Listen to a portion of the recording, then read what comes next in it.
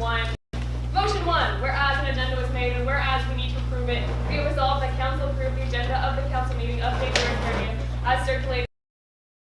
Moved by Clausic, seconded by Madeline, is probably deserved provo. Is there an opening from either of our movers? Seeing none, is there any debate on the motion? Seeing none, is there a closing from either of our movers? Great. Motion 1, whereas an agenda was made and whereas we need to approve it, be it resolved that council approve the agenda of the council meeting of January 30th as circulated on the council newsletter. Moved by Chloe McCluskey, seconded by Madeline Provo. Can I see votes for the motion, please? Beautiful, beautiful. Thank you, Pink Placards. Can I see votes against the motion? Senator Bro, are you voting against? Are there any abstentions? Great. Motion 1 passes. Motion 2, whereas it's been some amount of time since the last council, and whereas but the minutes have not been written, be it resolved that council extend the deadline for the meeting's minutes until the next council meeting on February 15th. Moved by Chloe. I have real hearing problems with Classic. Seconded by Madeline. That hearing test says otherwise. Provo. Is there an opening from either of our movers? Yes, go ahead. Chloe Classic, Director of Governance. The minutes are not done. I don't know if you guys realize there's a lot of stuff in my portfolio in the last 2 weeks. I just didn't find time, but I will really try my best to have all the minutes caught up for next council. So please approve it. Forgive me. Thanks. Thank you very much. Is there any debate on motion 2? Seeing none, is there a closing from either of our movers? Alright. Motion 2. Whereas it's been some amount of time since the last council, and whereas but the minutes have not yet been written, be it resolved that council extend the deadline for the meeting's minutes until the next council meeting on February 15th. Moved by Chloe McCluskey, seconded by Madeline. Can I see votes for the motion? Beautiful. Can I see votes against the motion? Are there any abstentions? Motion 2 passes.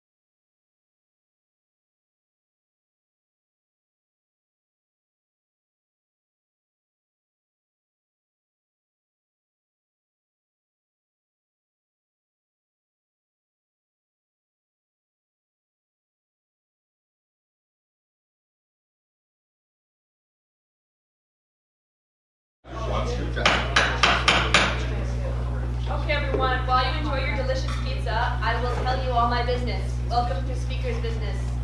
Hi. We're going to start council like we always do by recognizing that the land on which we meet today is the traditional land of the Haudenosaunee and the Anishinaabe people.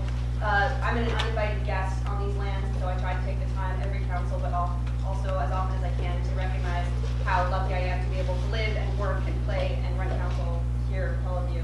I bring it up every council, and I will always. I think it's really important, and I think we have to not just say it, but also realize it and take effort to learn things. Yeah, so thank you for being with me every 2 weeks on that. Okay, cool. Happy end of election season, guys. Past 2 weeks have been busy for the governance team, but we did it, and we're super excited. As part of my role as CEO, I have to come to council and tell you all the exceptions that I made for the candidates while they were running. There aren't a lot. Number one, the governance team had a discussion about faculty events, because there were some faculty events that weren't run by EdgeSoc, so it's not technically, candidates can't do them during campaigning season. We agreed that people should be using faculty events or any other kind of events to campaign anyway, so as long as they could be happy to run as many faculty events as they wanted, so long as they weren't actively campaigning during those events, which they wouldn't have been allowed to do anyway. We figured it out, just so you know. Also, candidates on FC, they were still able to help out with rec hiring, because that's a huge thing that's happening, but they were all doing backroom stuff, so they were never in front of the actual rec applicants. This is the same thing that happened last year, like that happened. Those were all of the major exceptions and rules that we kind of came up with. If you have any questions about it, feel free to come up and talk to me after council. Okay, great. That's the end of my business. We're now going to move into our presentation. So we're moving into our presentation. Yeah, no, I knew that. Amazing. From the Queen's High Performance Computing Club. Yeah, cool. These are our guests, guys. Welcome to council. Come on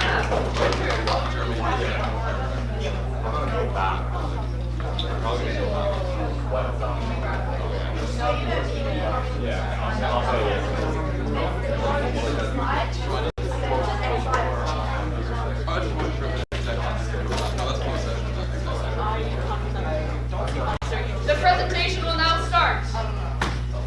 Hi, I'm Trask. This is Robert and Johnny from Queen's High Performance Computing, or QHPC. So our proposed club is a group of undergraduate and graduate students who all have a passion for high performance computing or supercomputing. We plan to compete at student cluster competitions. Those are basically a group of students. You have 48 hours. You're given data sets and a bunch of tasks, and you have to complete them as well as you can. They're based off of metrics like power, usage, efficiency, speed, and accuracy, and stuff like that. So the club's main objectives, so we want to learn. The first one is skill enhancement, so we want to learn and develop technical skills that can help us for future use in industry. And we also want to apply that by competing in the competitions and testing up those skills.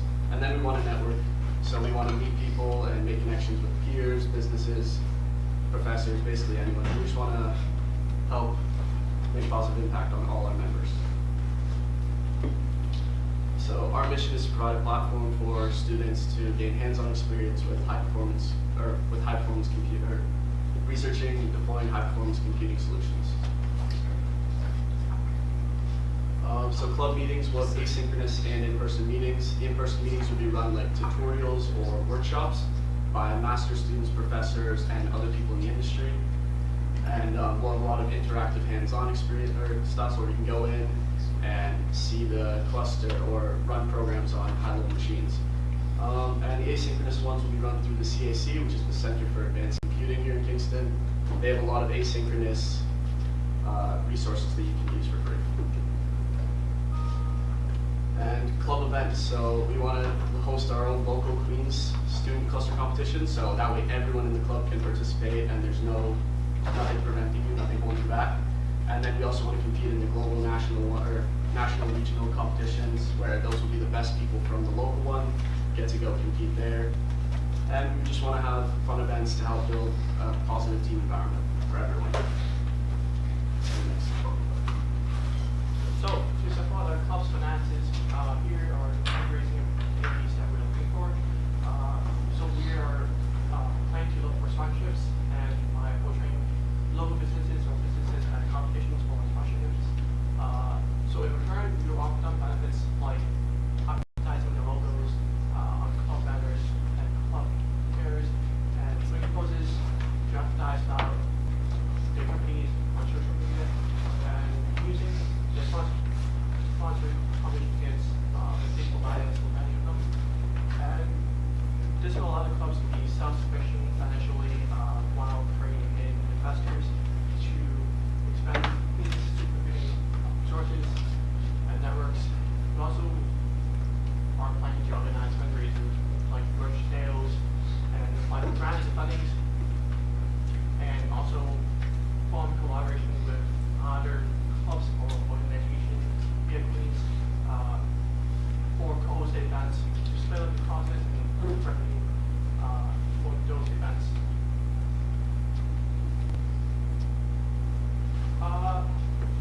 I'll say that our club's current financial status is having a good starting point.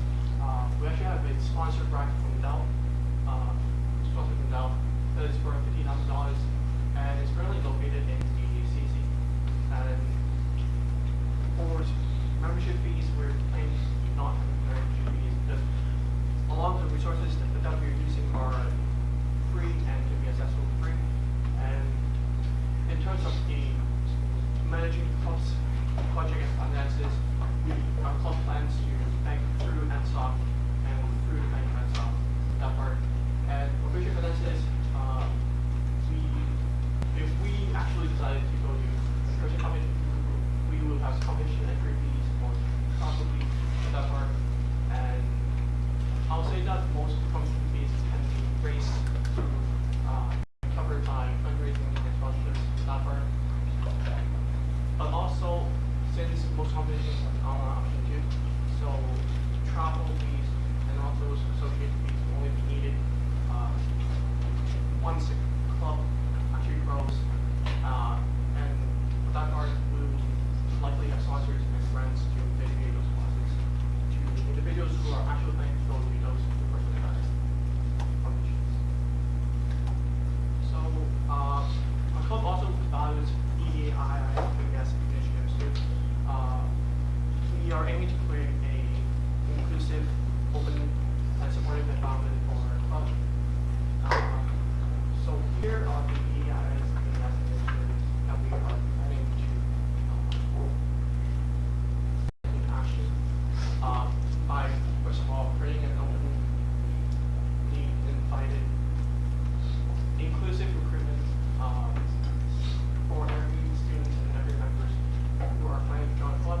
And we also plan to foster open communications by promoting free exchange of ideas through messaging channels, emails, and in-person meetings.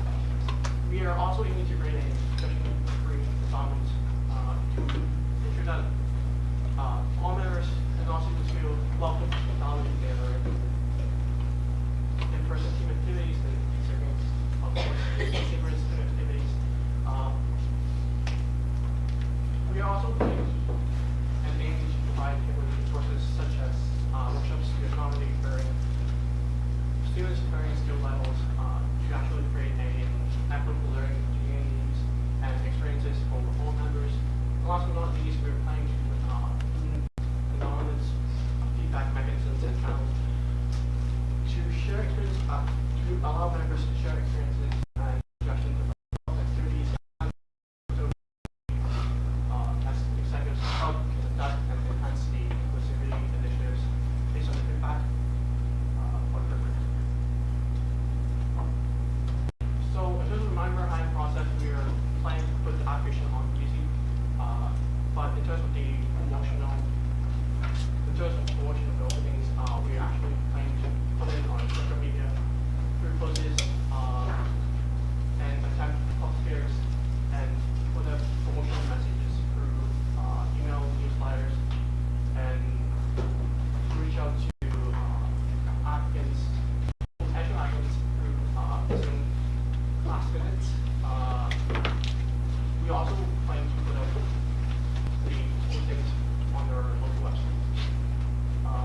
And also for posters around campus, and also through posting info sections to potential members. So our current governance structure is, you can see it from here. We have Dr. Ryan E. Grant, who is our faculty advisor for the club, with us, who is the president, and he is responsible for overseeing the communication between the faculty advisor, the technical lead, and the administrative team. He is also responsible for applying for competitions. Johnny, who is the administrative lead, who is responsible for overseeing the recruiting of the club, sponsorships, and financing the club. And Robert, who is the technical lead, he is responsible for planning topics for the meetings, communicating with the guest speakers, such as best grants, master students who are hosting our workshops and also set up the CAC too. Okay, now to the big question. Why do we want to be ratified? So, as a perk of being ratified, we get access to booking rooms for in-person meetings, which is a goal of ours. And as a ratified club, we have the ability to advertise through newsletters and at the club fair to recruit new members for our club. And lastly, we get more credibility from our sponsor of being a ratified club and associated with the university. Next slide, please. So now, why should we be ratified? So currently, there is no high-performance computing club at Queen's. This is something that we will provide. There is a big boom in AI and large language models, which is powered by supercomputing, which is something that our club specializes in. So, and our club will provide scholarship opportunities for members at competitions, as there is talent scouts looking to hire people at these competitions. And finally, our club will give members access to the Center for Advanced Computing, or CAC, at Queen's. And our club is a Dell rack that we've sponsored, reserved for exclusive club use. So why are we different from any other clubs or conferences? Well, like I stated before, our club specializes in high-performance computing. So our club emphasizes in teaching our members skills that they can apply in the industry. And our faculty advisor, Ryan Grant, is very well known in his field and has many industry connections, which by being a part of our club, you also have access to. Next slide, please. And lastly, several of our members have had internships in HPC, or our graduate students specializing in HPC have industry-level knowledge that we teach our members. And there's many competition opportunities for members. Like we said earlier, we have the local competition at Queen's, we have international competitions, and there's also online competitions. Members will participate in, learning very valuable skills. Next slide. Sorry for that transition. Time for questions. Does anyone have any questions?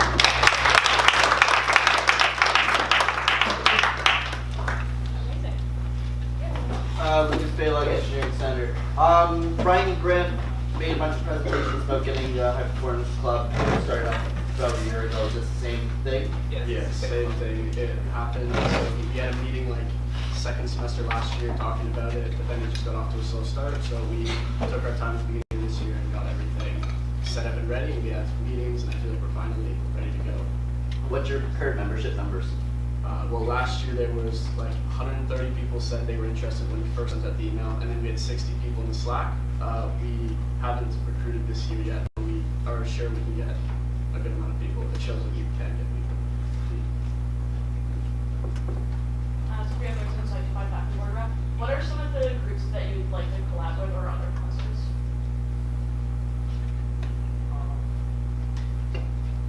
I think we're for March, we want to collab with the outfitting, equipment outfitting teams, with Upper and professors. Because you mentioned during your presentation you want to collaborate with other technical groups Yeah, I and don't think we looked into exactly who yet, but we want to expand and make sure we're connected with the rest of the engineering community and have a lot of connections there. Definitely GT Cup, book a lab.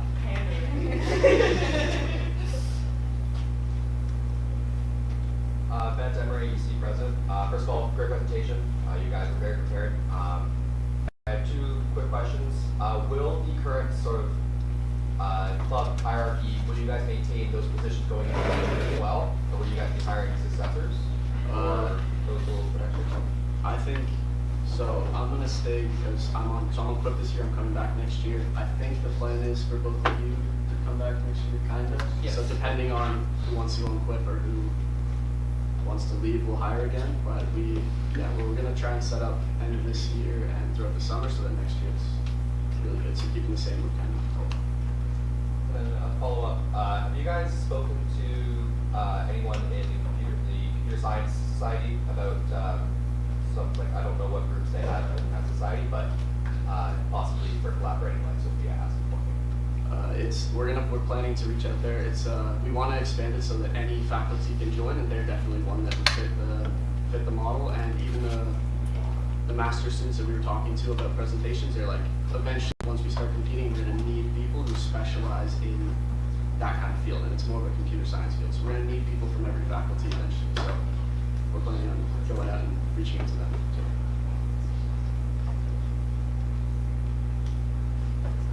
Does anyone have any more questions in this group? No?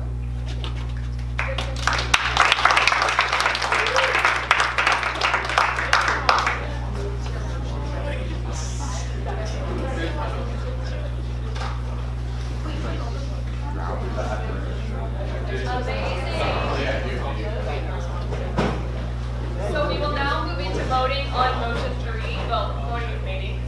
Motion 3, whereas QHPC would like to be ratified, and whereas they would like to officially be a part of the Engineering Society, to be resolved that Council ratify Queen's High Performance Computing as seen in the appendix of QHPC Club Constitution. Moved by Remy Allison, seconded by Trask Smith. Is there an opening from either of our movers? I think that was a good presentation to be opening with. Is there any debate on motion 3?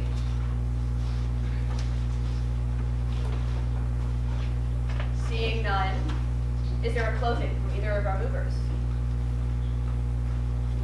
All right, perfect. Motion 3, whereas QHPC would like to be ratified, and whereas they would like to officially be a part of the Engineering Society, be resolved that Council ratify Queen's High Performance Computing as seen in the appendix QHPC Club Constitution. Moved by Remy Allison, seconded by Trask Smith. Can I see votes for the motion, please? Very nice. Can I see votes against the motion? Are there any abstentions? Motion 3 passes. Congratulations, guys.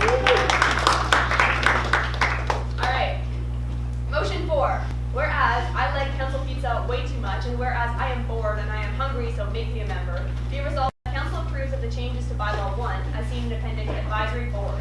Moved by Yaya. Does this mean I get double the pizza, Mohammed? Seconded by Lily. Double the meetings, double the pizza stock. Is there an opening from either of our movers? Yes, go ahead. Yeah, I'm a busy board chair, so I was kind of hungry when I was doing the motion. So after the last council, Chair Bozi told me that we realize the fact that I'm not a member of council as ex-official as the advisory board chair. Advisory board reports to council. All of advisory members are ratified and elected by council during AGM. All terminations from advisory board have to go through council. So we believe after all of this, considering all of this, it only makes sense that advisory board chair is an ex-official member. So that means they are a non-voting member. So just like the ERB members, just like the directors, and just like chair. So it doesn't matter. So that's the motion to change bylaw to add me to add advisory board chair as I'm an ex-official member. Thank you very much for that opening. Is there any debate on motion 4? Maybe we were receiving. Just pull up the change. I know what it is, but We're working on it. yeah, go ahead. We'll get there. Yeah. Is there any further debate on the motion before Chloe works on this?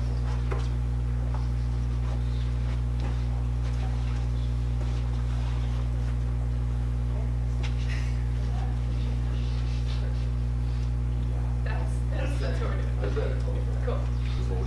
Is there any further debate on motion 4?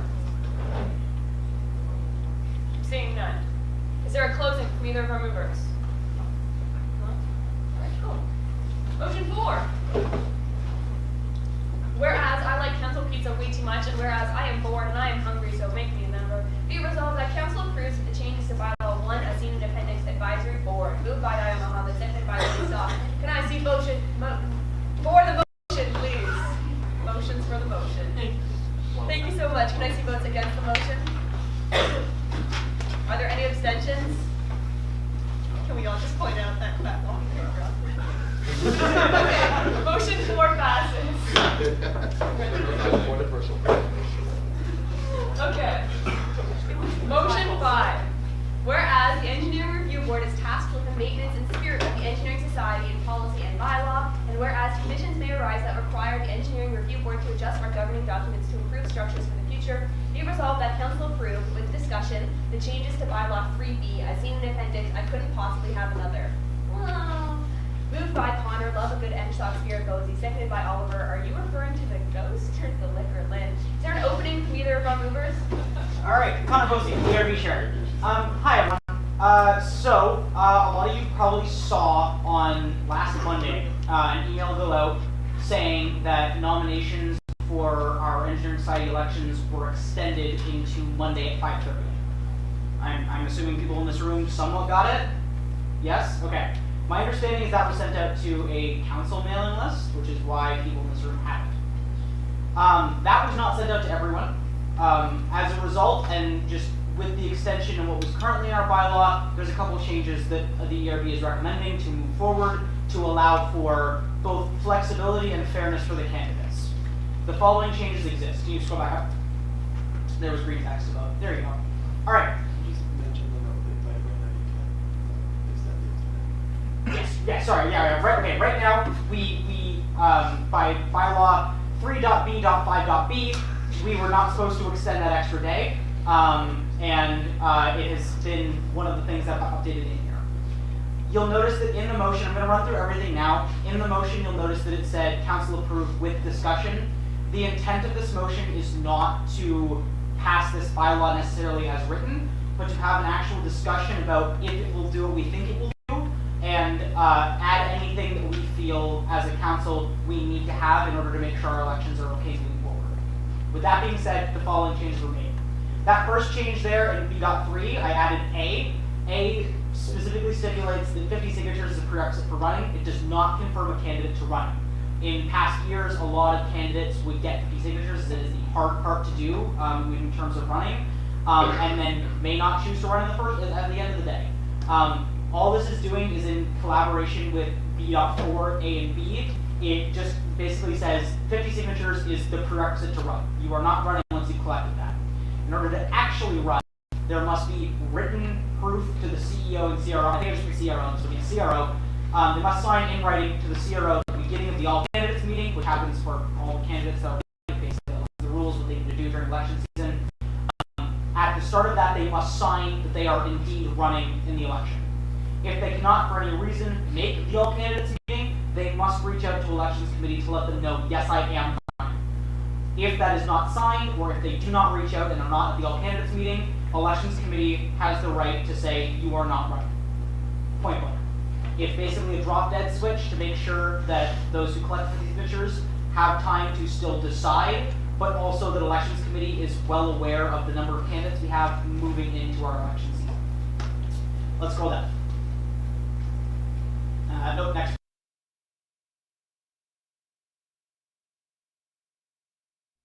This change specifically is modeled after what is done with what Maddie did at the beginning of council, being talking about what exceptions were made for candidates.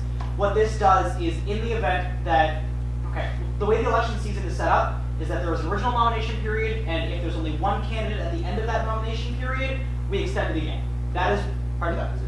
For that position, yes, only for that position. Thank you. Said it wrong.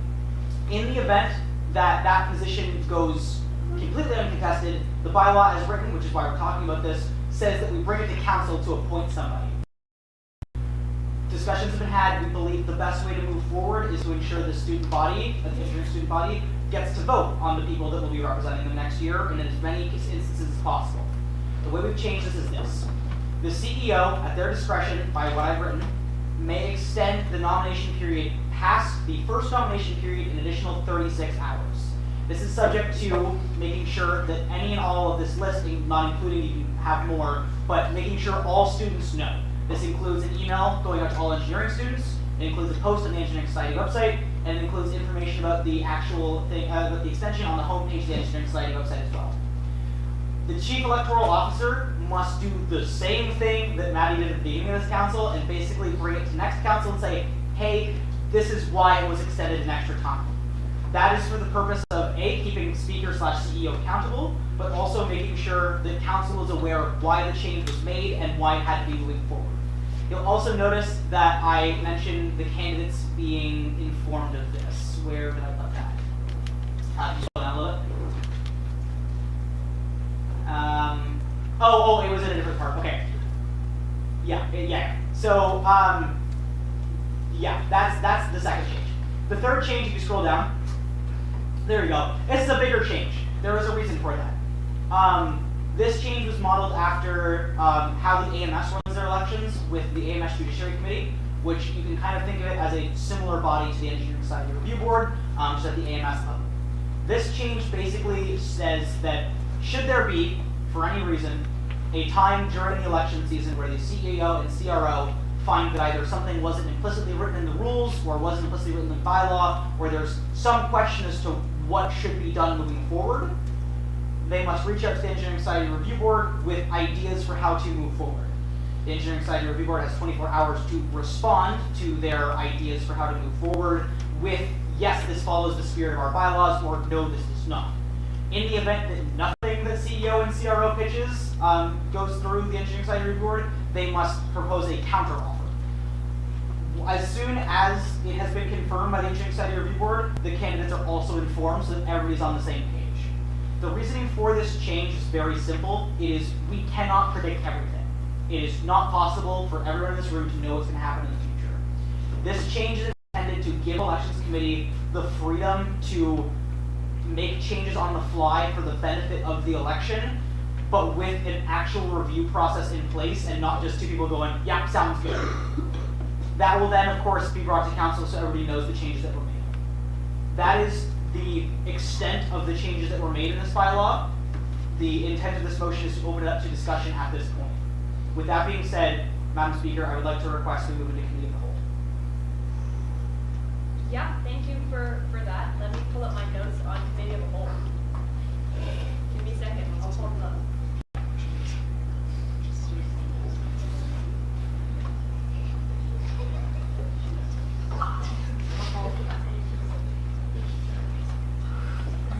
Okay. You guys don't have to stay if you don't want to. I did mention that earlier. Okay. So, I'm going to go through the rules of committee of the whole once again so we're all on the same page about it. So committee of the whole, it kind of relaxes the rules of the debate and so we can have a healthier discussion. I will serve as the chair of the committee. I'm not the speaker, I'm the chair. You can, a couple things, number one, you can speak to a point more than once, but only after everyone else has spoken about it if they want to. Any motion that we make during committee of the whole doesn't need to be seconded, so it won't, it'll just go straight to voting. Yeah, you don't need to say your name and your position when you talk, and I will keep a running list of everyone who is next to the discussion board, so if you want to speak, you can just raise your placard and look at me, and if I give you a nod, that means you can add it to my list. Okay, cool. So that was the procedural motion made by our ERB chair, Bozy, to move into committee of a whole. We don't think we debate on the motion to move into it. We're just going to vote on moving into the motion.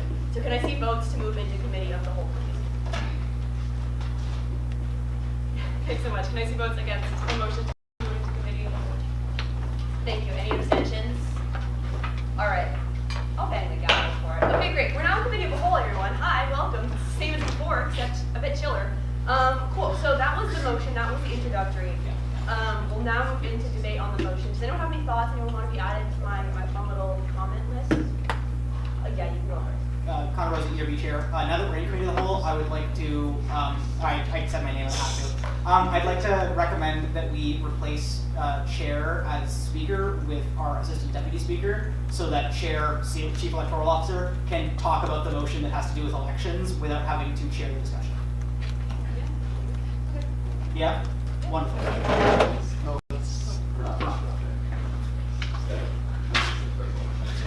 I'm checking about us.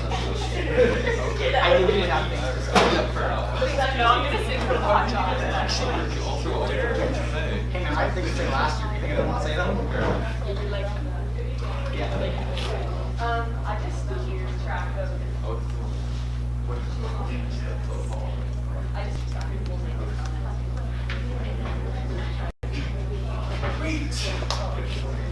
Okay. Yeah. Chair.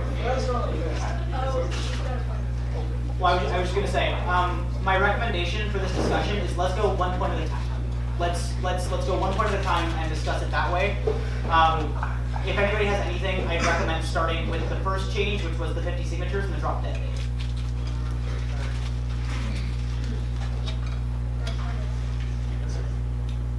Okay, this isn't really like a question, it's just prerequisite is spelled wrong. Oh, great, thank you. I'm fairly blind, so I can.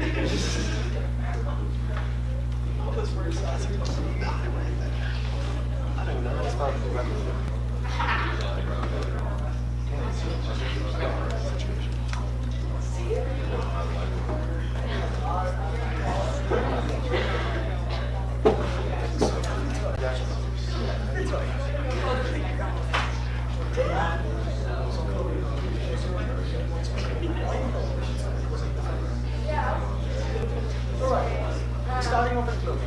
Okay. Okay, yeah, I'm starting. I'm just gonna overall say, I mean, I know we're talking one at a time, but I just want to say, as dog, I try not to speak too much at council because I'd like to be neutral, but at the same time, this is about elections, which is like what I do. So I'll say my piece and then I'll hold that out again. I really support these changes, especially the spirit of them, like whether they get amended a bit. I don't really mind either way. I think this is really important because the bylaw without these changes is just quite strict, and in the best interest of the society, like our elections should be as democratic as possible. That's what I believe, and that's what led to the process of these changes being proposed in the first place. Because like every election season is slightly different, but with the way it was before, it's very common that you would have to go to council and elect someone. And I personally believe that it's better if the whole engineering body gets to vote on its representatives as often as possible. So this just helps avoid that situation where it's just the people in this room that vote for our next executive. Because, I mean, our executive, first and foremost, are representative of everyone, so I think they should be voted on by everyone. All these changes are doing is helping ensure that will happen in the future. That's my Next on my list, I have Lucas. I'd like to suggest that we add subsection B.4.c to state that the requirements in B.4 must be noted in the nomination package that the elections team sends out. That's good. Is Chloe going to make these amendments like live? Yeah. I want to make it very clear, all changes are seen as friendly. The purpose was to bring a bylaw that we would basically sit down and go, let's make this the best that we can right now. So, that's not friendly. Presently. Yeah. Can you say your wording again? The requirements in B.4 are required to be listed in the nomination package and all info for potential candidates. Basically just making sure that people know what they're Like they have to do that. Yes, exactly. Next, we have Nadia on the list.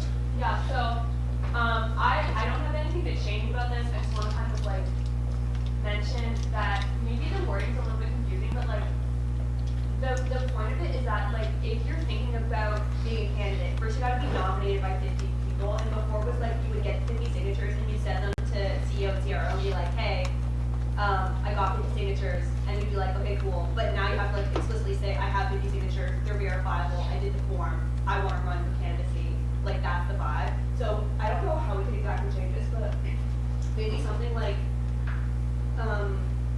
with like their intent to run the engineering society elections, I'm looking at B.4.a. Like you're kind of, with their intent, like with their acceptance of nomination or something like that, is like, Where? like, at the start of all candidates meeting, candidates must sign a letter addressed with the confirmation that they accept their nomination from the signatures or something like that. It's like, the signatures are like it's like a job offer. It's like 50 people saying, we all offer you this job, and you have to be like, I accept it as my job to now represent it. Yeah, just, no, sorry. Is it a separate one? No, just wording, the one we're talking about. Yeah, cool. I think, yeah, like, I agree that I think intent to run is like, once you sign it, you are running. Can we not just have the wording be that you're signing a statement saying you are running in the election? Yeah. Yeah. Just for Chloe, just so that the other change is like registered, do make sure you're in mode, reviewing mode. Sorry, reviewing mode instead of editing mode. Yes, on the top. Yeah, the track, yeah, right there is review. You're reviewing, yeah. Yeah. And just go down. I don't know if that's gonna make your other, no. I just like delete what you just wrote there and then just copy and then paste it back in, then it will update it. Like, Well, you gotta leave reviewing mode and then copy and paste. Oh yeah, you're so okay. Yeah. I understand. Yeah, sorry. That's I was trying to explain it. The track changes go on. Yeah, just so that we know all the changes. Yeah. Yeah. Okay. Yeah, no, I just, yeah. Meanwhile, does anyone else have any comments about the wording? I've got some on the next section. Well, Yeah, Good job. Okay, well, I think we want to figure out the wording. Oh, okay, sorry. Yeah. Okay, so instead of intent to run the engineering society elections, we can change it to a signed letter saying they are running. Is that better? Once you sign it, you're in. Okay. Great. So the wording in B.4.A changes from a letter with intent to run the engineering society elections to a letter saying they are running in the A engineering letter society. of acceptance Letter of accept. Yeah. of running in the engineering Declaration of their nomination. What's the letter saying for? Yeah. Like, It's an eventual election, so it's language is. Oh, I okay. yes. Oh, yeah, like election of affairs. Alright, let's move to the next point. I've checked out the list. So my question is that, am I correct to remember that you have the 1 week of normal nomination, and then after that is the all candidates meeting? Yes. So. Yes. Yes. Yes. Okay. So then my Oh. question. Yeah. Well, this year we did the all candidates meeting at the end of the extended nomination period, not the original one, so that Was it that the was always extended or just the extended? just the original extended, and then we sent all of the slides, like first the agenda, what happened at that meeting, to the candidates that then were extended. Because my question is that there's currently nothing by law, like it says that before, what happens if a candidate gets nominated, like gets the 50 signatures in one of the extended periods, when do they sign it? Because they won't have the all candidates meeting, right? Like, because it would have happened before they got the 50 signatures. I mean, if like you guys ran it this year at the end of the extended nomination period for the purpose of running with their. So then, would it be in bylaw that the all general, all candidates meeting must happen after all of the conventions? It could be, but if the speaker possesses the power of the 36-hour extension that we're going to talk about later, Yeah. then it would be variable. But let's hear what Jack has to say. I mean, this does say also though that if you are unable to attend the all candidates meeting, you send an email to CRO saying that you are running in the election. It says- If you can't go to the meetings, it already happened, like. It it's does. still- have to sign. Yes, yeah, exactly. That's the thing, it says before the meetings. bylaws is before the meeting. Yeah, but I think the idea I think is that if you collect all your nominations and then you're still not considered to be running until you tell CRO that you're running. If you don't do that, you're out.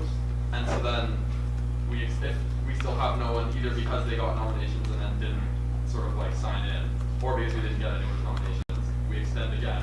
If we get someone in that period, there's no like deadline for them because there's no third extension, right? They still have to sign something. Well, they can just email CRO like whenever. But Like, if you're in the last. currently in bylaw. I'm sorry, as- it's not.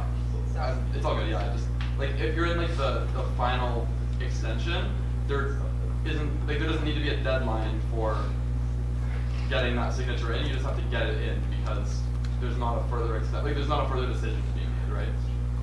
So you'll get, at the end of like all of the extensions, let's Yeah. say you get those 50 signatures, you'll still need to say something, Yes. say you're running, yes. It's just currently in bylaw, it says you have to have that signed thing that says I'm running before the all candidates meeting. So if the all candidates meeting currently happens before the last extension, you physically can never tell them you're like sign it. We You know could- what I mean? We could very easily add a point I to B that simply says, Wait, what is this? Yeah, that's, Well- that's what I'm trying to say. Like, we just need to add something that says that, like, to manage that situation. if, I argue that the way to manage it is not removing the in advance of the candidates meeting, because then that's gonna cause an issue for elections committee. If like we act like actual candidates who are now like, I can't make it to the meeting, that's gonna be the issue. I think the way to go about it is you put an I, which is just an extra tab under B, so you make it B.I, and it says, an exception to this rule shall be made for nominations past the all candidates meeting for whatever reason, in which they must simply submit to the CRO as like when they submit the 50 signatures. Yeah. Can you Yeah. say that slowly? Okay, alright, start by making a tab for BI. There you go. An exception to this shall be made for those nominated. Yep. It's okay. Shall be made for those nominated. Exception to point B shall be made, I think we can say.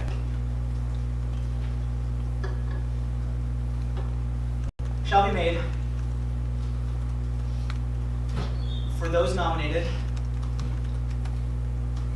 after the all candidates meeting has taken place.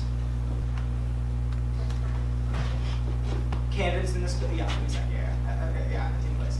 And I was just gonna say, candidates in this position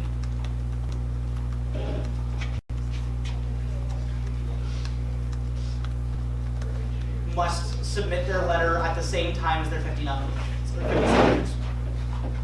So that then we have a timeline for it. It's basically like if you're gonna run and it's been an extension period, you need to have that letter, like you're in at that point. Here.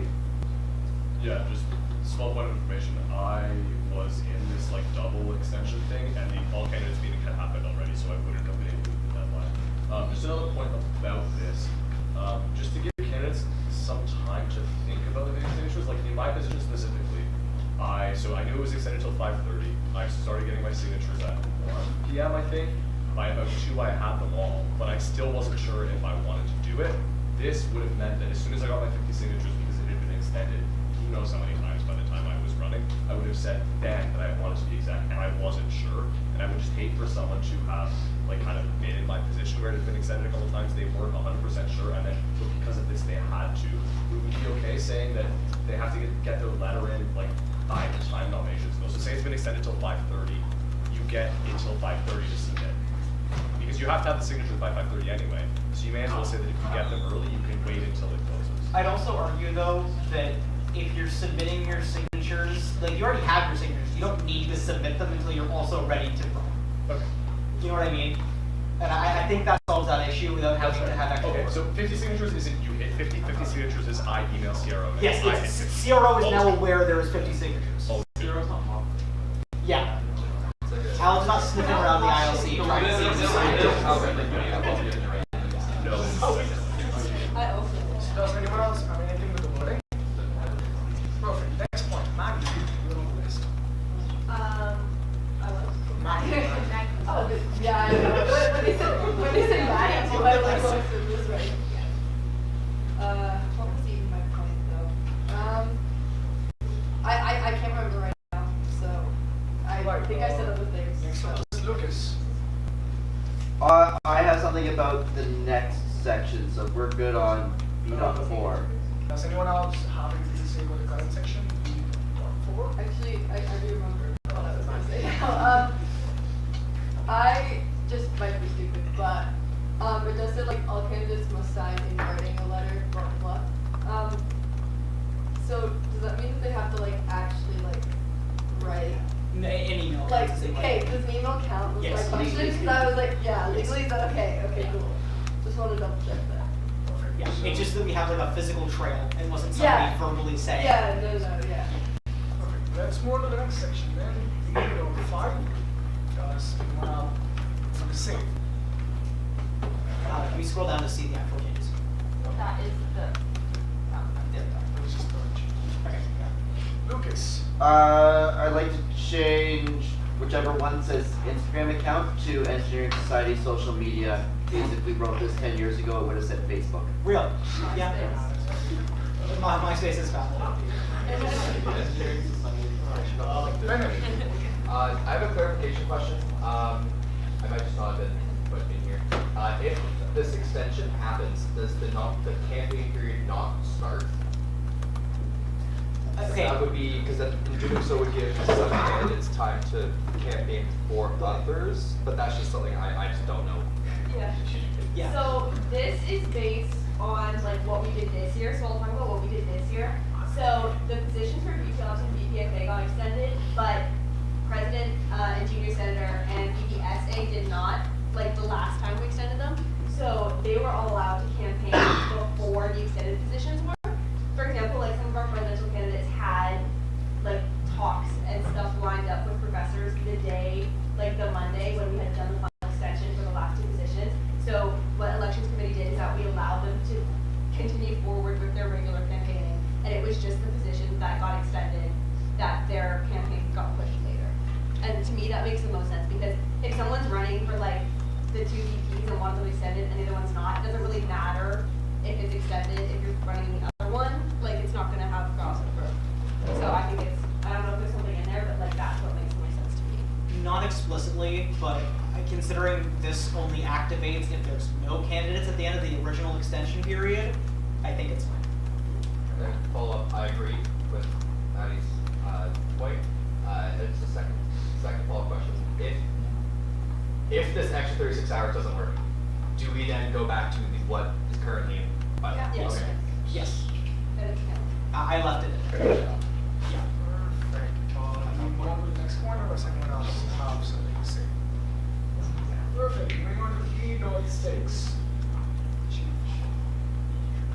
was made, so Yeah, it's next is B.12. B.12. Does anyone have anything to say about B.12? Jack? Yeah, just note on sort of in practice what this would look like. I think when Connor first pitched it to me and when we were talking, we were both kind of like, this seems really complicated, and then we talked it out, it was not that complicated.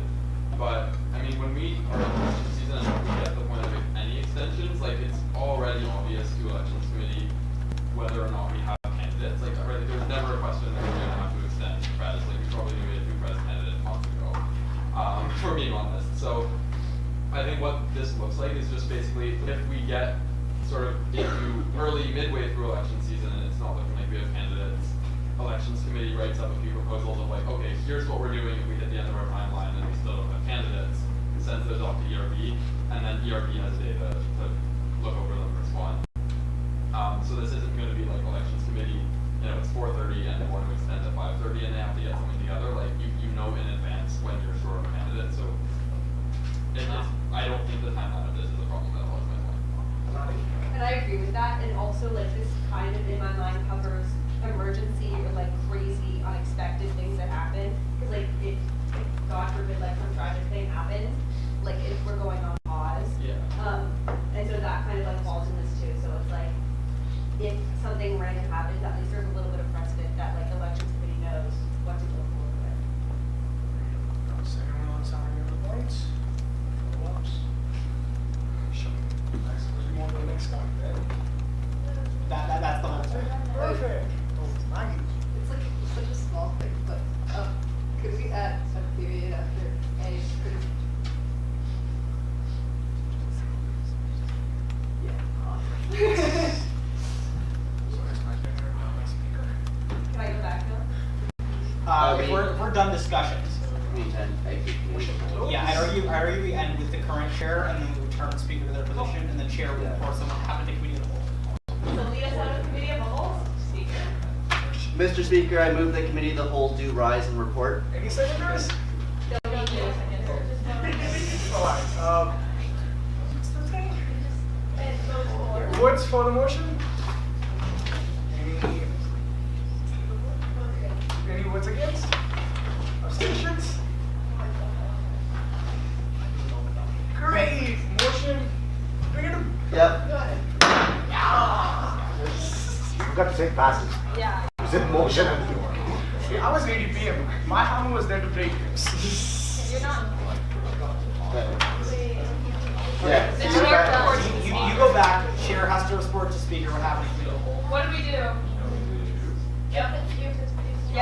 As chair of committee of the Yeah. whole, you tell me as speaker of council what happened. Pranav, give us like a 3-sentence summary of what we just did. Oh, we went over every single point, proposed bylaw changes, and people expressed their opinions about it, and changes were made, wordings were changed, and yeah, that's it. Society officer got that? I don't know how red, Bro. Make fun of me. I thought we did, my bad. All right, thank you so much, committee of the whole.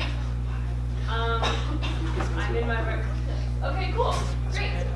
We will now vote on motion 5 to pass motion 5. Yes? I gotta close it. Oh. I got tea. Oh, you have debate. Okay, there we go. Okay, great. Because that was in the start of the debate, so we're not continuing on with the debate Yeah. of motion 5. Thank you so much for bringing that up. Cool. Senator Baylock, did you have further debate? Yes, Lucas Bailey, engineering senator. I'd like it noted on the record that my opinion of this is, even though this time we changed bylaw to correct for passing, I would highly caution against decisions that may contradict bylaw in the future. The record is noted. Is there any further debate on motion 5? Seeing none, is there a closing from either of our members? Connor Bosey, ERB Chair. I just want to say thank you for working with me on this. Thank you for actually taking an interest in what is there. I want to make it clear from Senator Bailout's note that I agree with his outlook on this, but I also do think that the way that B.12 is phrased does not allow for things that fly directly in the face of bylaw and policy, and in every instance should be done to uphold bylaw and policy's spirit when there is not sufficient guidelines for how to handle things moving forward. With that being said, thank you, and yeah. Amazing. We will now vote on motion 5. Whereas the Engineering Review Board is tasked with the maintenance and spirit of the Engineering Society and policy and bylaw, and whereas conditions may arise that require the Engineering Review Board to adjust our governing documents to improve structures for the future, be it resolved that Council approve with discussion the changes to bylaw 3B as seen in the appendix. I couldn't possibly have another well. Moved by Connor Bosey, seconded by Oliver Lynn. Can I see votes for the motion, please? Thank you so much. Can I see votes against the motion? Are there any abstentions? Would you like that noted in the minutes? Alright. Motion 5 passes. Amazing. We will now move on to motion 6, which is in fact our last motion of the night. Motion 6. Yes. Proxy by vote to Charles. Alright. Sounds good. I'd also like to point That's Yes, also in the same second. Yeah, the personal privilege, we have some higher. Alright, the record is showing that you're personal privileging yourselves. Who are you proxying your vote to, sorry? Okay, cool. Alright. Point of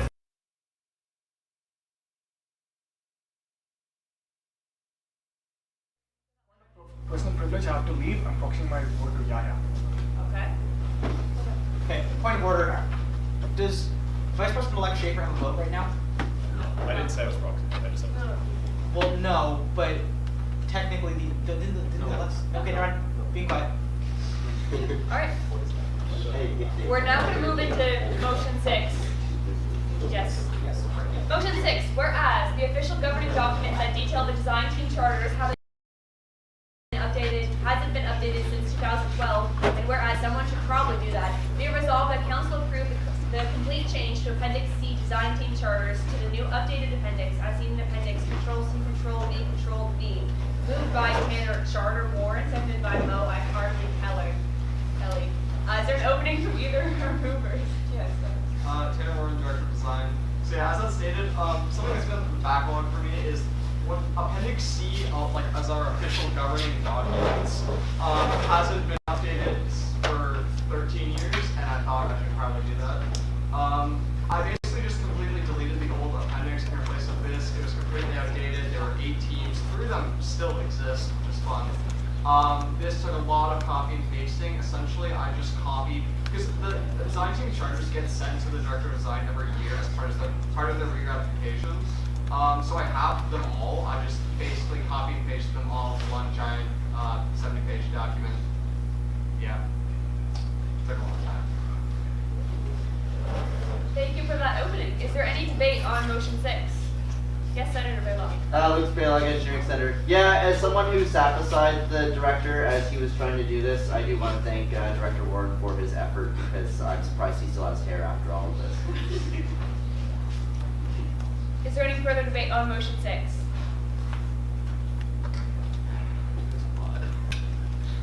Seeing none, is there a closing from either of our members? I'm happy. Alright, motion 6. Whereas the official governing documents that detail the design team charters hasn't been updated since 2012, and whereas someone should probably do that, be it resolved that council approve the complete change to Appendix C design team charters to the new updated appendix as seen in Appendix Control C, Control V, Control V. Moved by Tanner Ward, seconded by Mo Kelly. Can I see votes for the motion, please? Can I see votes against the motion? Are there any abstentions? Motion 6 passes. Hooray! Great. We will now move into reports, starting with I'm sorry. that was reports from the executive. Why did you do that? I did it. Justified. Yeah. Jack, quack, quack, quack, quack, Walker. Yeah, so mostly it's all in the report.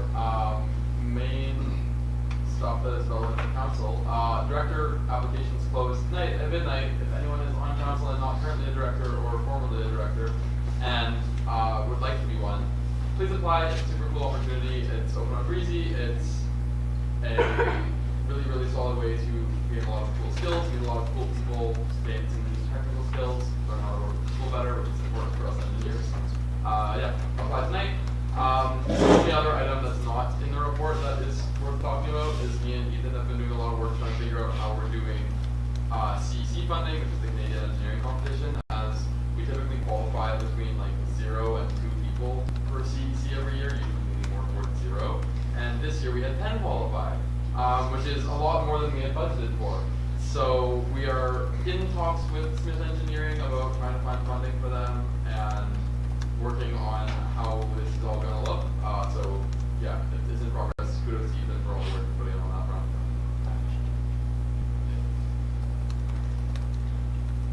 What? Oh, next 2 weeks. Sorry. I was like, next 2 weeks. Also almost in the report, but largely getting stuff together for transitioning my lower and putting together documents for next year's team. Yeah, it's most of the new things are done, and then discussion. And then, yeah, so I have a discussion item, which we'll talk about in the discussion period, I guess, but TLDR is that the AMS does their reports where everyone submits a written report, and not everyone on the AMS assembly presents their report. You only present during like a single open call for reports if you have something to add or something that's relevant. So, I'm just going to see how council feels about that later, so ponder on that, because we spend a lot of time on reports every 2 weeks, and yeah, just want to see how everyone feels about that. Please.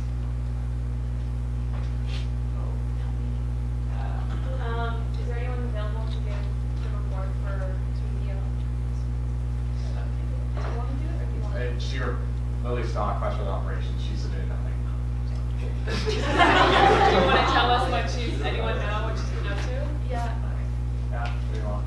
Well, she had ad board, and she's always doing new prompts and lowers, and the rest she'll tell you later.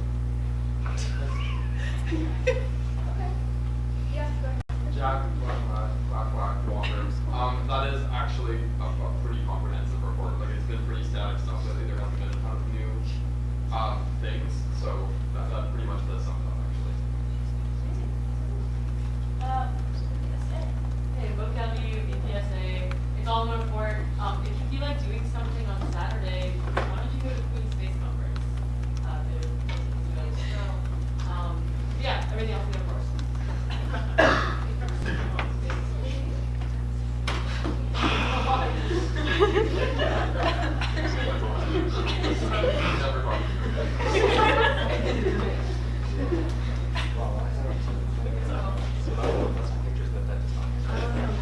Is anyone available to give the report for the BPFA? What's the next thing? Brock.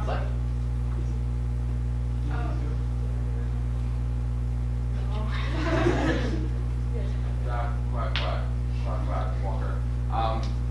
Kind of pretty similar to Lily. At this stage in the year, there's not a ton of new initiatives going on, particularly on like the finance side. Like bank stock is up and running, managers and FOs and everyone know what we're doing. So it's been some. Yeah, like it's just kind of been standard like check recs, DPS. Yeah, pretty standard stuff. Amazing. Thanks so much. We will now move into reports from the directors, starting with academics. Monica Stott, Director of Academics. Past 2 weeks, looked at final by fund reports, so those will be coming to council, next council, for presentation and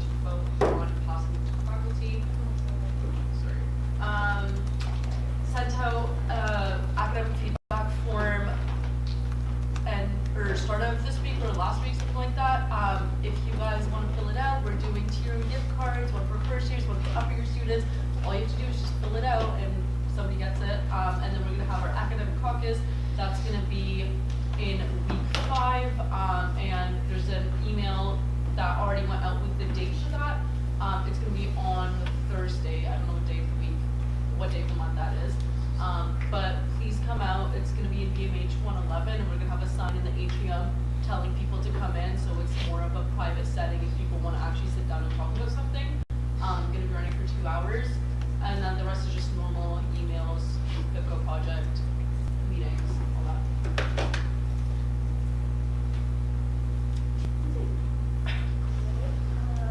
Remy Allison, Director of Proposal Conferences. So we've been doing, QEC has 2 new co-chairs, so that transition's going to start, and those director applications will probably be up right around reading week. CERC co-chair applications are open, and so is QSC and Quest, so if anyone wants to do that, apply. Ratification meeting with QHCP, PC, whatever. Working on my transition manual over the next 2 weeks, hiring CERC co-chairs, getting QJEC Quest and QSC hired, auditing the active club, so going through to see what we can kind of de-ratify that's not active right now. And then also just, as Mo said before, QSC is on Saturday. It's all day at the Holiday Inn. You get 3 meals. They've got a bunch of cool speakers. If anyone's interested, tickets are $50 and they close tonight. It'd be great if you could go and support our conferences.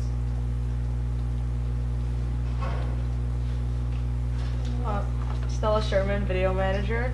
Noah's not here. It's all in the report.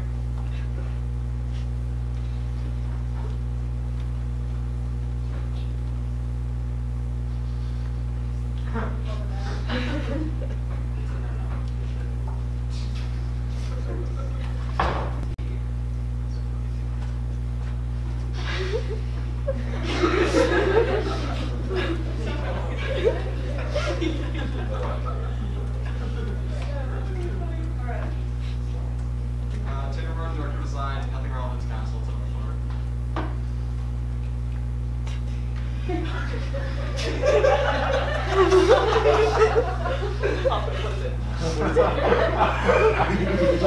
That was not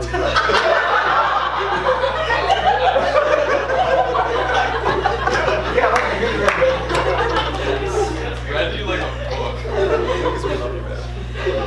When did you take that picture? It wasn't me.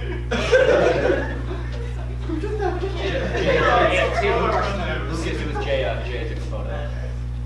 Charlie Angel, Director of Educational Services. Past 2 weeks, just me and my deputy and managers.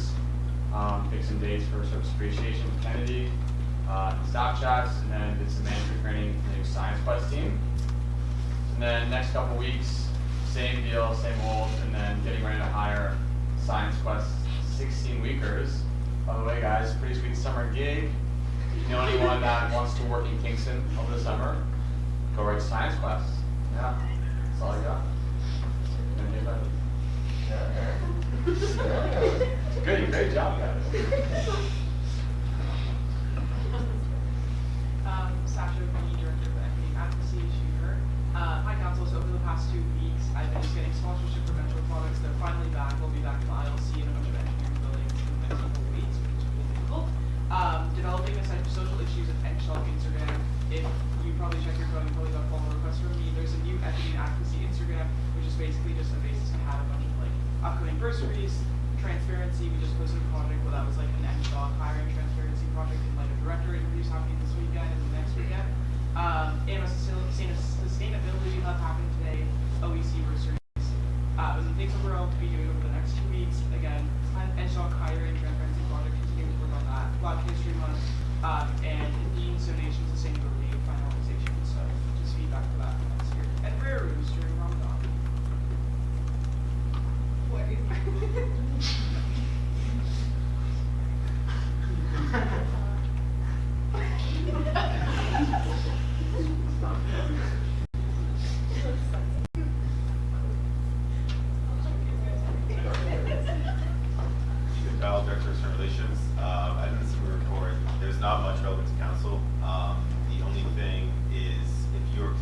interested on being on the ESCO Board of Directors, those elections are taking place next weekend at Hale.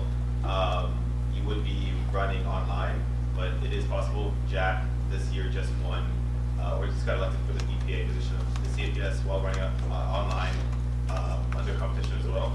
So it can be done. If you're interested, reach out to me. Yeah, that's about it. I'm McKinley, Director of Finance. No real new updates, just been meeting with the FOs, meeting with Bibco, showing that he's crushing it, and just spanking that job in operations. Hi guys, Sophia Rainey, Director first year. It's nothing really relevant to council, just biblical stuff, city hall stuff.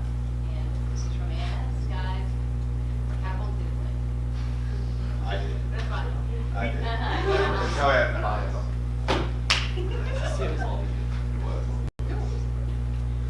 Lloyd McCloskey, Director of Governance. I ran the election, I don't know if you guys voted.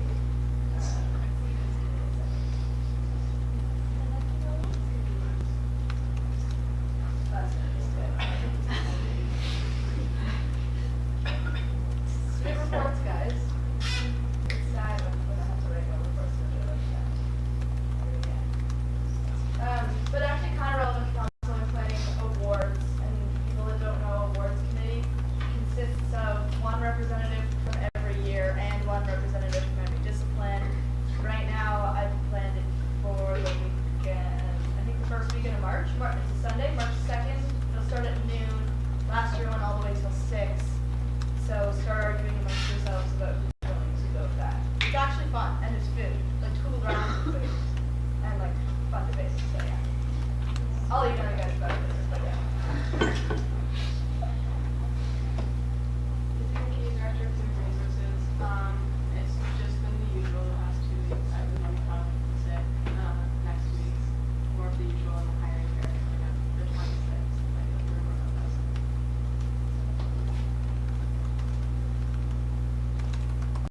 Media Economy, Director of IT. The only thing going to council is regarding the website. So it was down, and we got it back up for a couple days, and then it went down again. So it's down still right now, but we're working towards next week, so it should be up soon.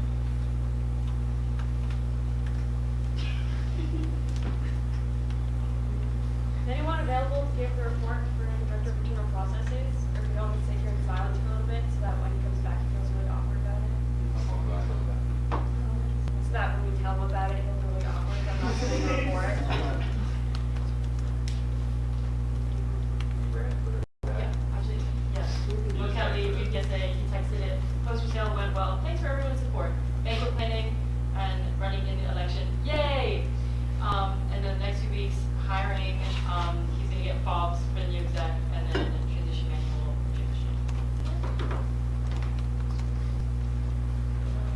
Max Montereno, Director of Professional Development. Past 2 weeks, we held ANS, which is a huge success. Thank you everyone that came. And then planned a bunch of upcoming workshops, industry month events, and first physical brunch. If you're in civil, we have civil night coming up on February 3rd. And then if you're interested in a master's or postgrad on February 4th, tentatively, we have a master's networking night with a bunch of pros. So, those. And then next 2 weeks, just posting a lot more events and continuing transition materials.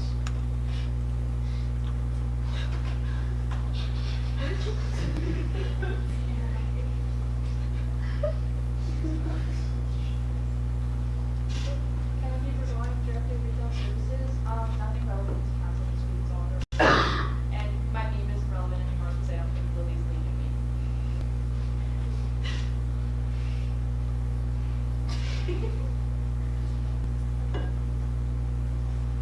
Maggie Dance, Director of Student Life, IAC.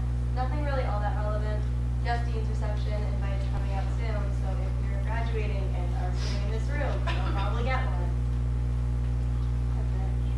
Yeah.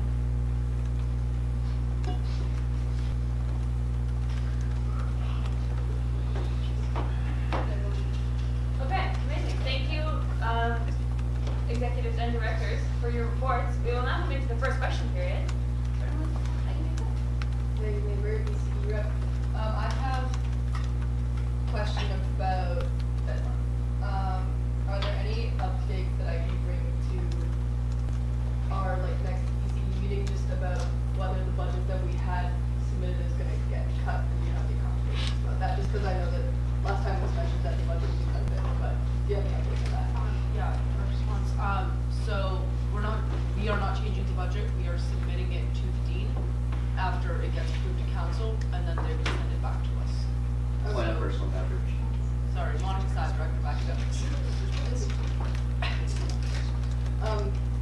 Does that answer your question? And also, for Chloe, I know you've been using stuff on the website, it's not working, but,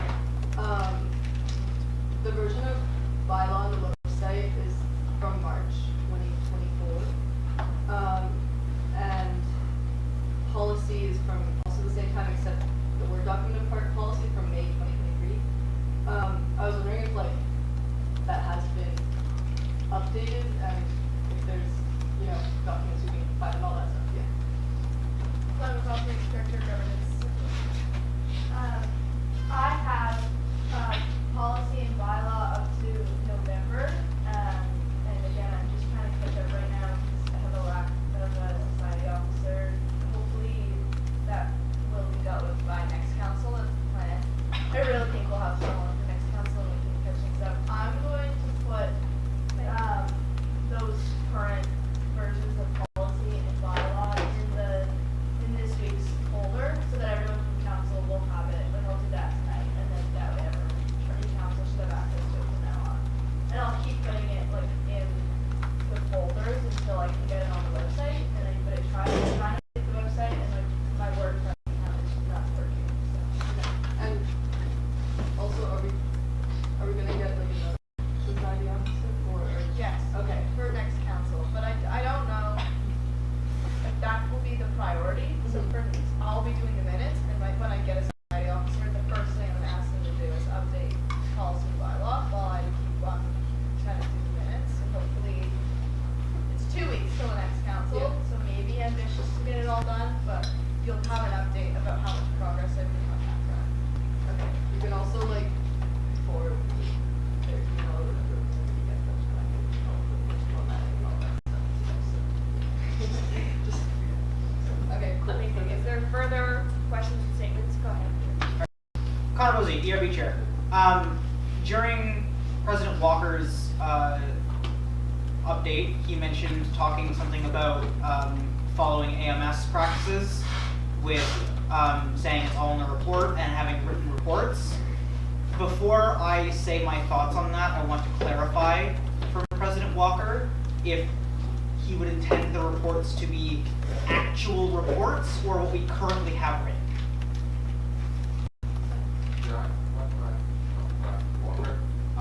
I was thinking more along the lines of what the AMS does, like AMS reports. I mean, if you don't have much to report, it's short, but you like a little bit more serious, a little bit more professional, a little bit less mean.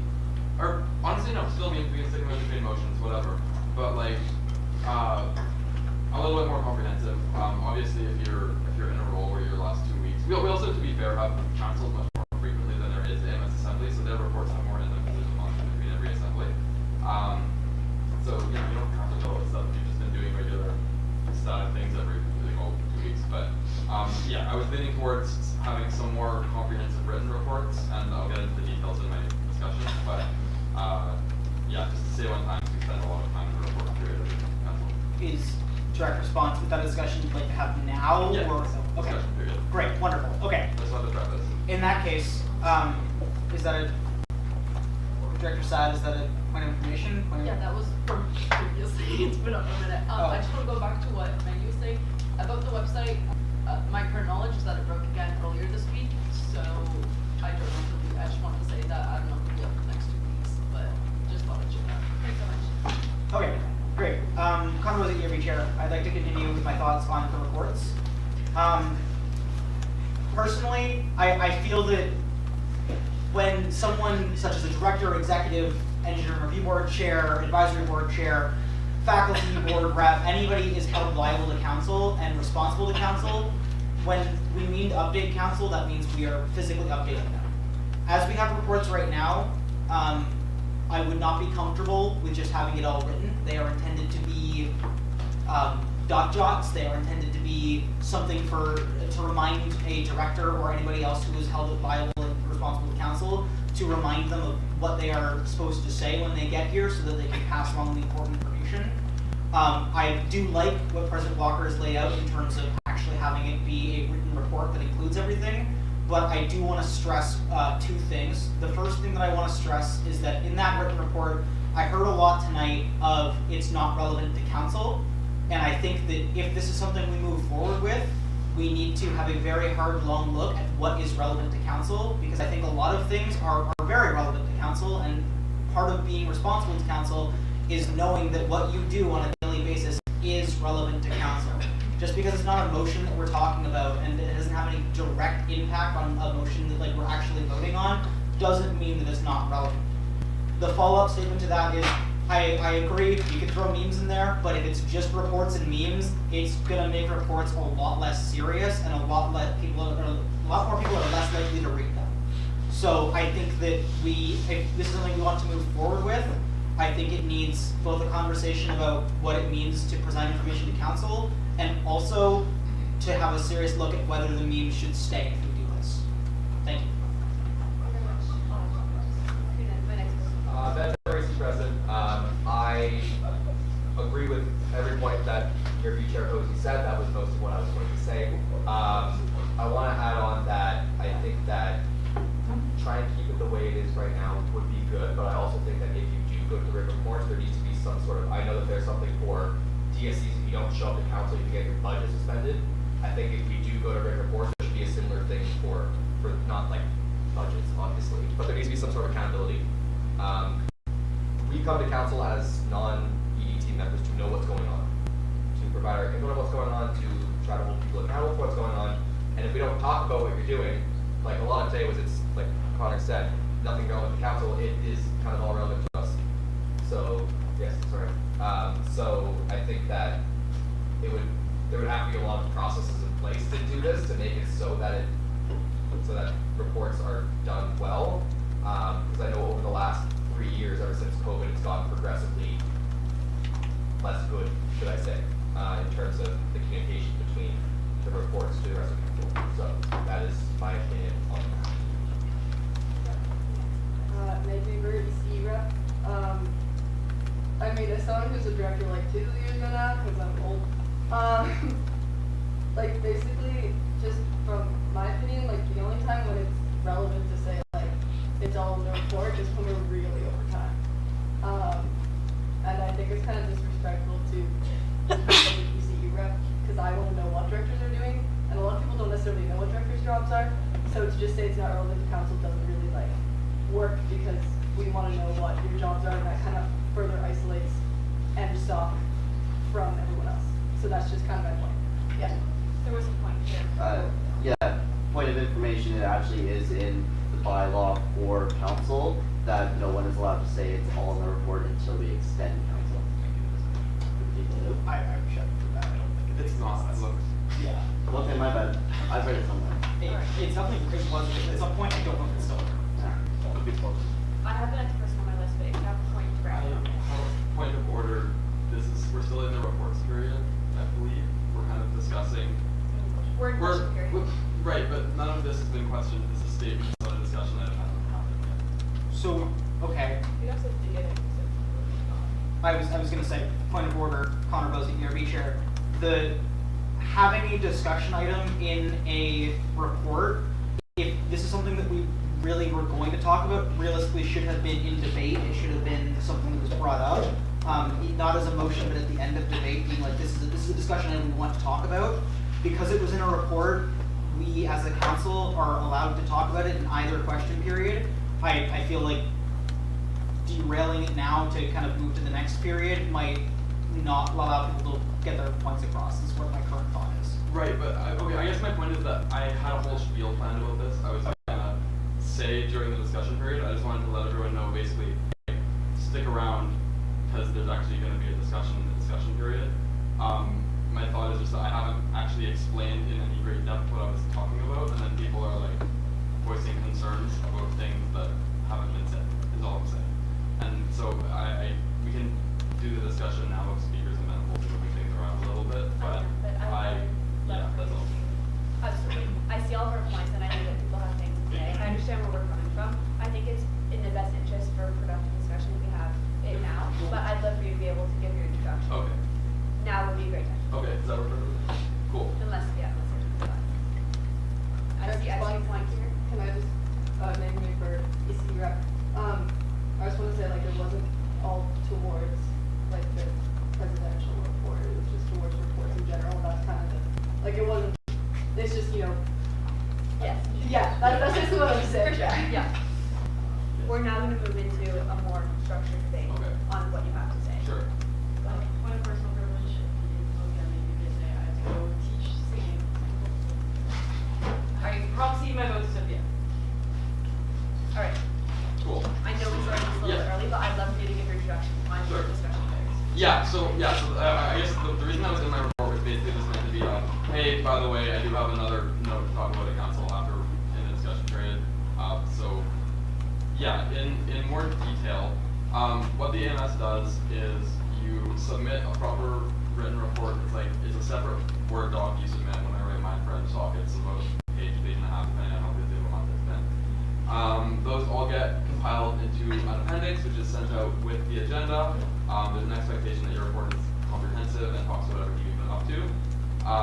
And then at assembly, I believe the 3 executives of the AMS present a abridged version of their report to the whole assembly, and then there's basically an open call to anyone who either missed something or if something new has come up since they submitted the report, or they just feel like something that they have is particularly warrants being said to the room in person instead of just being read. In terms of missed reports, there is basically the same penalty for missed reports as there is for missed assembly.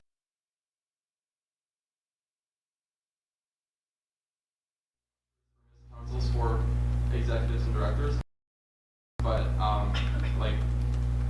whatever that consequence is, I am fully in support of that being the same for missed reports, even if it's a missed report, or if you can, at least reach out to speaker and be like, hey, personal life came up, whatever.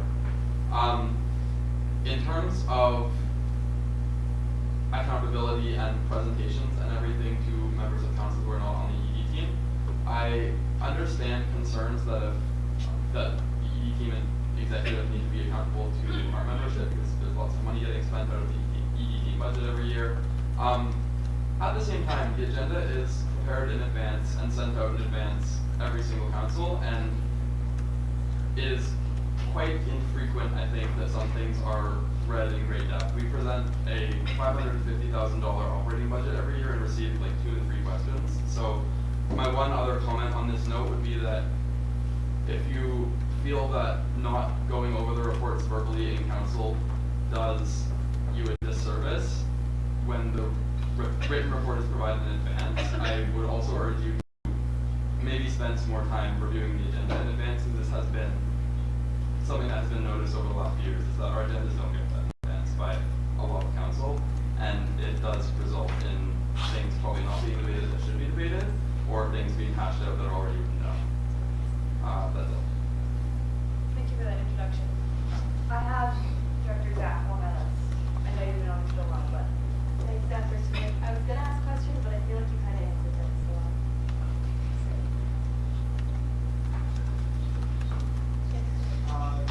Tanner Horn, Director of Design. To sort of add on to Jack's point, I feel like personally as a director, we're writing things in point form, and if I were to verbally say things in the report, I would say word for word what is written, which is kind of just a waste if you just read the report, I feel. Because if I were to do my report, I would say that, oh, I cleaned up the bay, exactly what I wrote word for word in my report. A lot of directors also talk about statics and FIPCOs, and that's not it's great that that's what we're working on, but I feel like not everyone needs to know that, hey, I had a meeting with my deputy. Woo. That's my opinion on that. Connor Bozzi, ERB chair. I think to Tanner's point, I do appreciate, yes, the mundaneness of everyday life, especially when you're so busy, can be something that doesn't need to be presented, and I understand that. A lot of meetings can be summed up with meetings. I think where this is more of something that we want to focus on, and why I said originally, and my apologies, Jack, for effectively cutting you off before you had the chance to do so. It was not my intent. But I think that where I was coming from earlier with the understanding of having that conversation of what is relevant to council, maybe the meetings aren't relevant to council, but you say you clean up the design bay, maybe council wants to know, hey, space allocations are another this year, which teams got let out, which teams had to go places. There's always inner workings of things that in theory should be public knowledge so that we as council are aware of it, that I don't think has been made public knowledge in the past. Moreover, during Jack's opening, President Walker's opening, he did mention the operating budget that gets rarely looked at, and fair enough, but I think that it's a double-edged sword, whereby if you think that people don't already look at a document that important, I think if the only thing you have for reports is now an online document that people need to read, I think you're going to encounter issues people reading it. I think there will always be issues with people choosing whether or not to interact with council materials before council. I think having the only way to do it be interact with the materials of their own free will, we start to get to a point where are the reports even going to be read by the majority of the council body? And that's a discussion that can be had. Next person on this is President Walker. Walker. Fair enough. To Connor's point about people not reading agendas. I guess my perspective on that is that the onus is on the members of council to read the report. Like at the AMS, again, AMS Assembly, like nearly every member, or at least one person from every sort of voting body on AMS Assembly, if you will, like NSHOC, I read the agenda, we sit down with all our AMS reps and go over it before Assembly. And I think the onus does need to be on the members of council to read the agenda in advance. If you have a vote on council in particular, you are representing some portion of the student body. Reading the agenda does not take a lot of time, and by not doing so, you are doing yourself a bit of a disservice because you're not coming into council informed.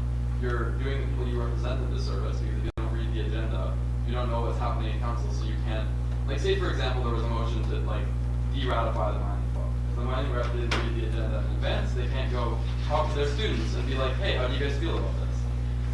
So you're doing your membership a disservice by not reading the agenda because you can't consult with them about what's being discussed. And lastly, if our solution to people not reading the agenda is to then just repeat stuff that's included as an appendix, you're doing everyone else at council a disservice, because if we spend an hour presenting reports verbatim that are already written down, that is 50 man-hours of time that we've just wasted. So I would argue that if you're a member of council and you're not reading the agenda, that is largely a you problem and not something that we should be facilitating by making it easier to not read the agenda. Ben Dever, EC president. I look at this issue from the perspective of someone from a discipline club. Obviously, we don't, as much as we like to say this, we don't want an NSHOC bubble. There is ED team, the rest of NSHOC, everyone else. And this is our time to try to figure out and communicate and talk to people about what's happening. If we are going to go, as much as I agree with President Walker's points that he's presented, if we're going to go with the expect everyone to read through everything, it would, how do I phrase this better? I've been told that this row of people sitting here is called death row because we interrogate everyone. It shouldn't be that. It should be everyone talking to each other and asking questions to everyone. And I think sure, I understand the point President Walker made about everybody going through reading the agendas. I do that, not everyone does. I'm not an English major. It makes me, face-to-face conversation is better than reading something, and I think not to play the old man card, but the COVID times proved that. So I think that having more face-to-face conversations like this sort of stuff is important. If we were to go the other direction in terms of going with reports as President Walker has proposed, I think that we would have to see people everyone submitting their reports first, instead of a bunch of no reports submitted like we saw this week, before I would feel comfortable moving that way.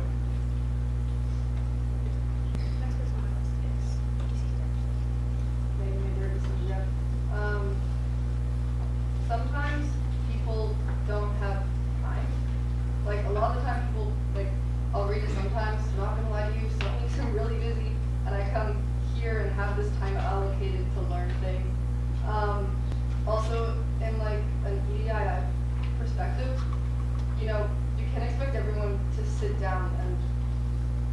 read this document when they're already coming here and they may prefer to like hear things orally instead, you know, instead of like having to read a document.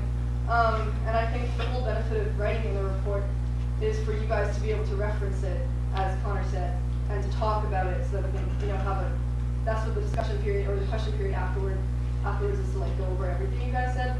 And like, I don't know, that's just my opinion. I mean, like, most of you guys do good reports, but just the one thing that's, you know, not great in my opinion is to just say it's not relevant to council, because it is, and I do understand it's important to read things before council, but it's also important to say everything that you have written in the report, because it is relevant to council, unless we're, of course, like, going way over time, then I definitely understand rushing things. But if we have lots of time, which we do today, I appreciate, like, a more in-depth discussion, especially from, like, the executives who we didn't have some reports, and the reports weren't really in-depth today, which I know they weren't here, but it would be nice to get, like, in-depth reports from everybody, if that makes sense, yeah.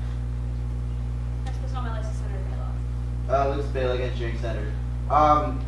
Yeah, adding to kind of what PC rep said, if we get into fully written reports and reports that we want more time to read, we then kind of get into this scenario where they need to be submitted earlier. Because I'm going to be honest with you, my Wednesdays and Thursdays are packed. If I'm getting the agenda on a Tuesday night, it can be hard to get it in there in time. Like, there's times I'm still showing up to council reading the last couple director reports, because that's just how my week's gone.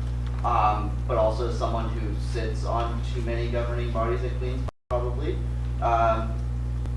The ED team here is the most respected and the most trusted that I interact with in my governance operations, because you give a verbal report and because there's a humanistic element to what you're saying. I had to almost kind of talk some people out of not impeaching our provost, because it's these big written reports that are submitted months in advance, and weeks in advance, and there's all this bureaucracy and clever language. If we can just sit here and talk and get updates on what you're excited about, make sure you're actually knowledgeable of your job. Like, I think that's the easiest way to go about it, and what we like as a community is what I would definitely prefer. But I'm definitely seeing a lot of counter arguments that make it much to your side. Thank you very much. Next on my list is Director of Governance. Clinton Hossie, Director of Governance. We were talking about council, so I thought I should go in. Just to talk kind of, not theoretically, because I feel like that's a really good debate, and I don't have an opinion specifically on that, just practically. I guess I'm the one person that does, I read all the reports, I read the agenda, I make it, so I always do that thing. I don't think that it's a waste to put things in. The clubs and the year exec never submit reports. I don't know if that is brought into this at all. I don't know what's implied by how this will go. Maybe it'll just force people to think a little bit more ahead of time what they want to say, which means that other people get to see what is going to be talked about. And obviously, if we weren't going to make everyone talk, then reports being submitted would be more serious. Like, when I write no report submitted, like, I have an opportunity where I can go chase someone for a report, and I would do that if we moved towards this. Like, that, things would change. It wouldn't be as lax about, because they're going to be talking about it. And what happens at council each week, like, you look around the room and only half the people are paying attention. No offense, I don't know actually what's going on. But like, really, I mean, there's so many people doing other things. And council's always the most productive when it's shorter, because everyone's paying attention to it. They're like, oh, I'm not wasting 3 hours of time. Like, if people can come in and really know that it's going to be an hour, maybe they'll read the agenda, they'll come prepared. We'll all be more efficient because we'll all be paying attention the entire time because it's shorter. And I think that's kind of the purpose of this, especially when reports come around, because it's the slowest part with arguably the least relevant information compared to like motions. So I just think that maybe getting rid of that, or even just trialing it out, right? Because we've only done this one way for a long time, and we don't know what it would be like to change it with all of these. There are just so many theoretical questions. Like, I personally would like the idea to try it for a council or two, so like not permanently change anything, but I just think that we won't know what will happen until we try. But I like the idea of something that would make all of council a little bit more engaged. And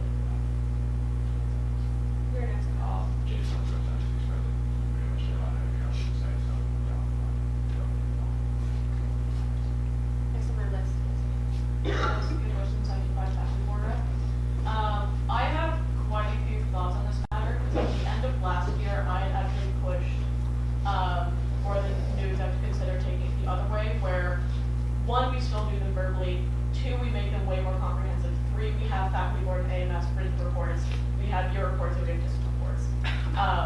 I think it was concerning that so many people, one, would not read the agenda in advance as it is, but I don't think that making it shorter is the way to fix that. I think the people who are going to read it are going to read it, and the people who don't. I think this at least gives a good written record for people to refer back to should that become important. But honestly, the glaring point for me is that our reports are already lacking as it is. Like, we're missed, since today?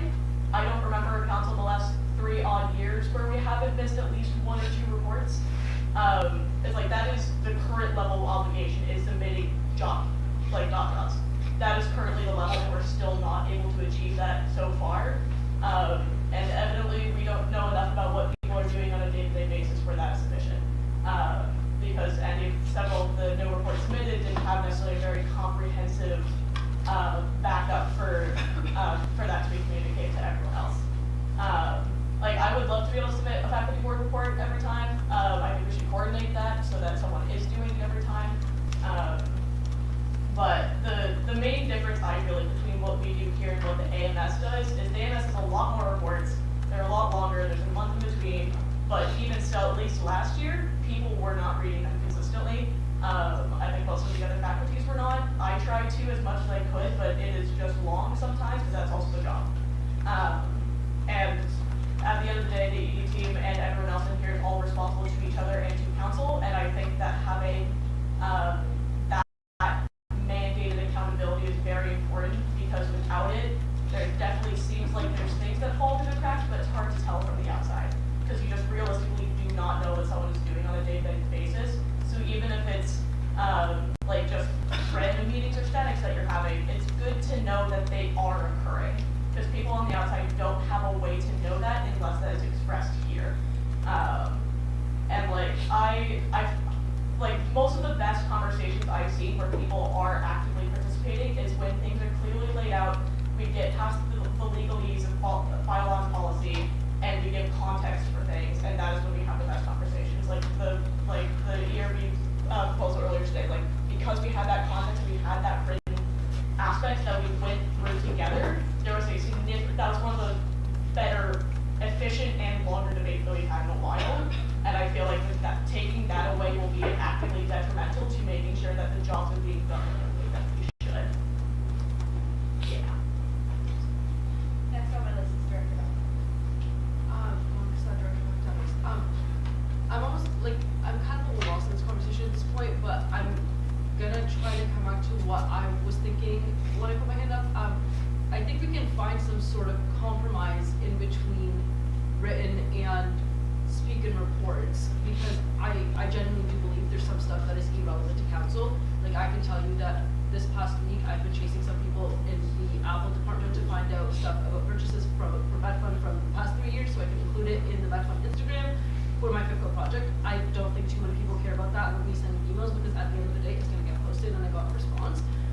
So I don't think you need to follow me on that rabbit chase to get the information from the department. I think that we should be sharing results and stuff that is not that is changing, that is not static. And this is my personal opinion. I'd love to hear what you think about it, but we could update our reports to have what we've done in the past 2 weeks, what we've done in the next 2 weeks, but we could also have a static section of what our basic tasks that we do every single day of 2 weeks, and then that way we don't have to share. If you are really curious on what we do on a day-to-day basis, my emails to DSCs, my emails to my FIFCO, my emails to MedFund, then it's kind of takes that responsibility on you to open the agenda, which is accessible to everyone, and read that. And then here we can, it's now you're having a comprehensive written report of the little referred to as mundane things that we do that I don't really think genuinely are relevant to council. And then we can share what we've done differently in the past 2 weeks, which I do think everyone should know what we're we can give a brief overview, like, yeah, I've had meetings and whatever, but I really don't think I should be going into details of all the different meetings I've had. I'd probably do 8 hours of meetings a week. Nobody needs to hear about that. So I think just for having like a productive discussion about this, of discussing what is relevant to council and moving forward with that, rather than completely choosing full written reports or full verbal reports. That's all I have to say. Thank you very much, Director. Next question. Jack, Walker. Okay, so,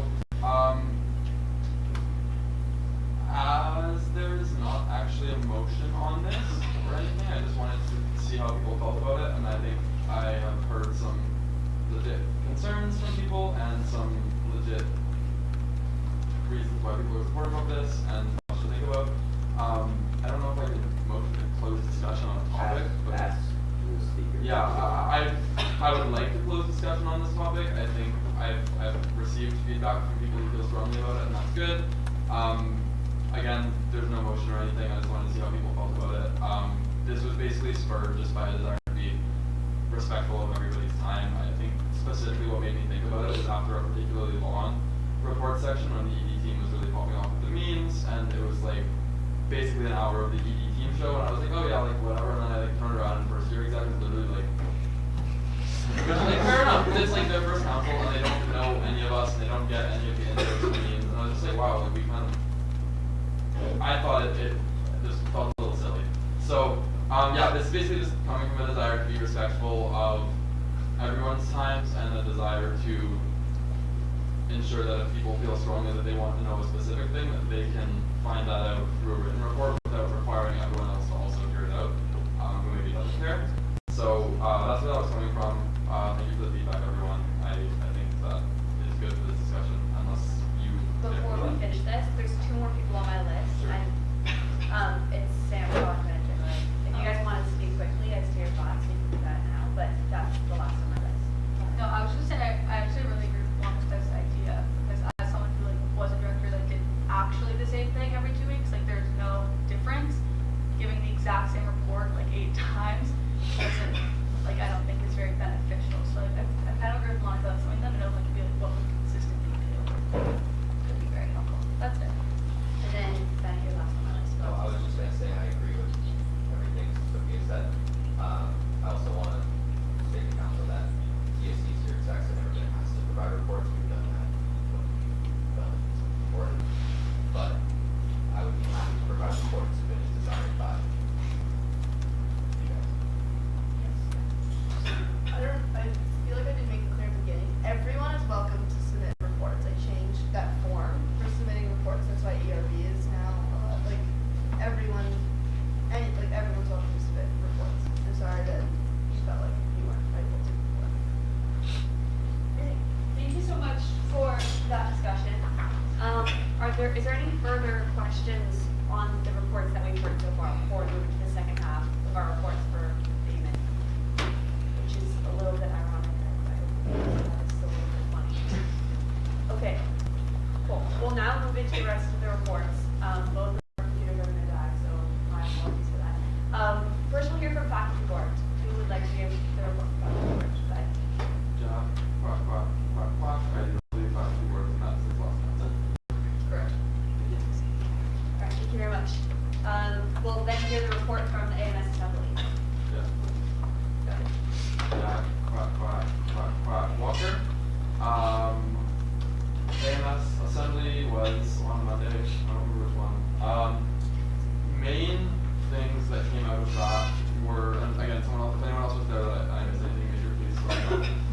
Main things that came out of that, probably the biggest one that is relevant to the Engineering Society is that the ORT Mystery Concert has been canceled. Yeah, right?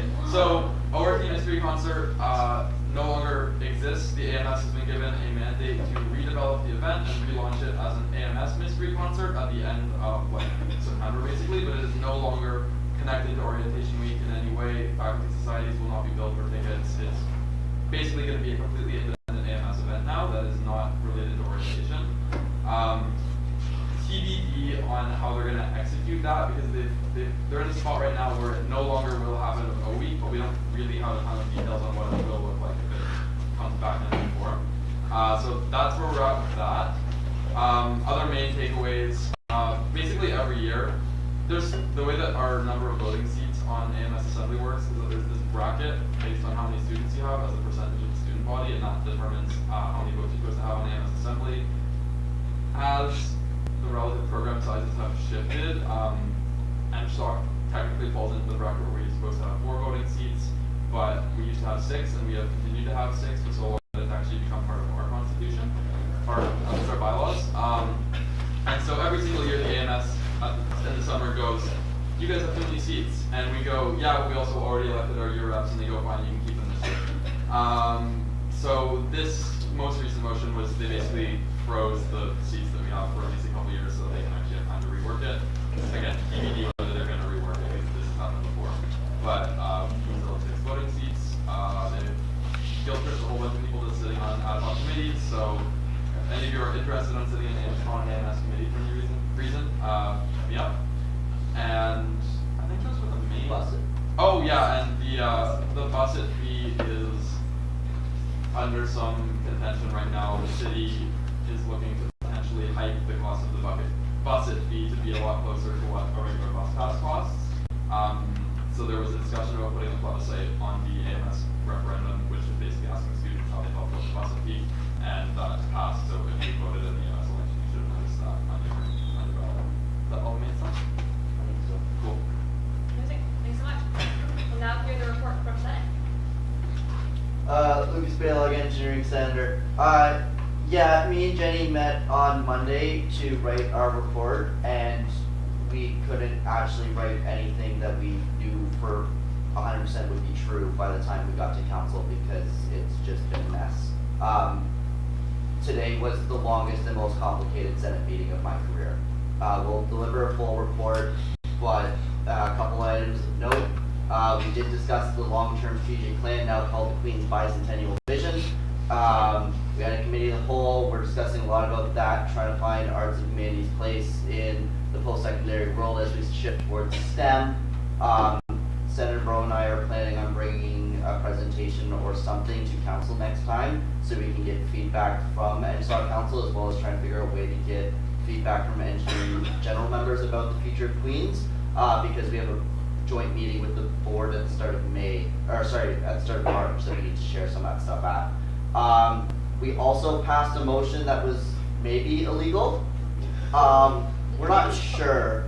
And I don't know, senators are concerned about transparency, so they put in a very long-winded question that the secretary said wasn't really enforceable, and the principal was going to rule out of order, but that we said we were going to challenge him, so then he put it back in. It was a tense couple of minutes.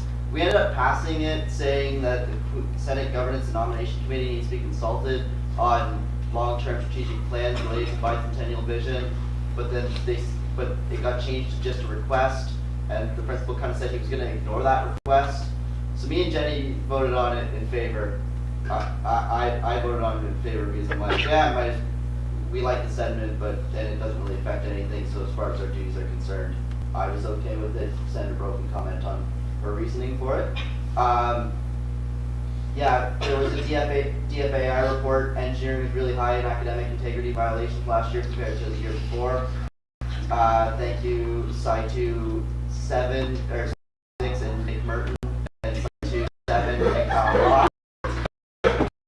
You don't know what happened. There was 2 big coding cases last year where people got hired on grad students to catch us for DFAIs. So just be aware of that. We finally passed the research report. Everybody was happy with the Indigenous consultation, which was good to see. Senator Bro, am I forgetting anything? We also passed, we also finally passed the motion to officially change some of the naming for the mining faculty just to align with the new Smith donation. There were some naming changes to that. And for that motion regarding the putting the bicentennial report to the subcommittee. Senate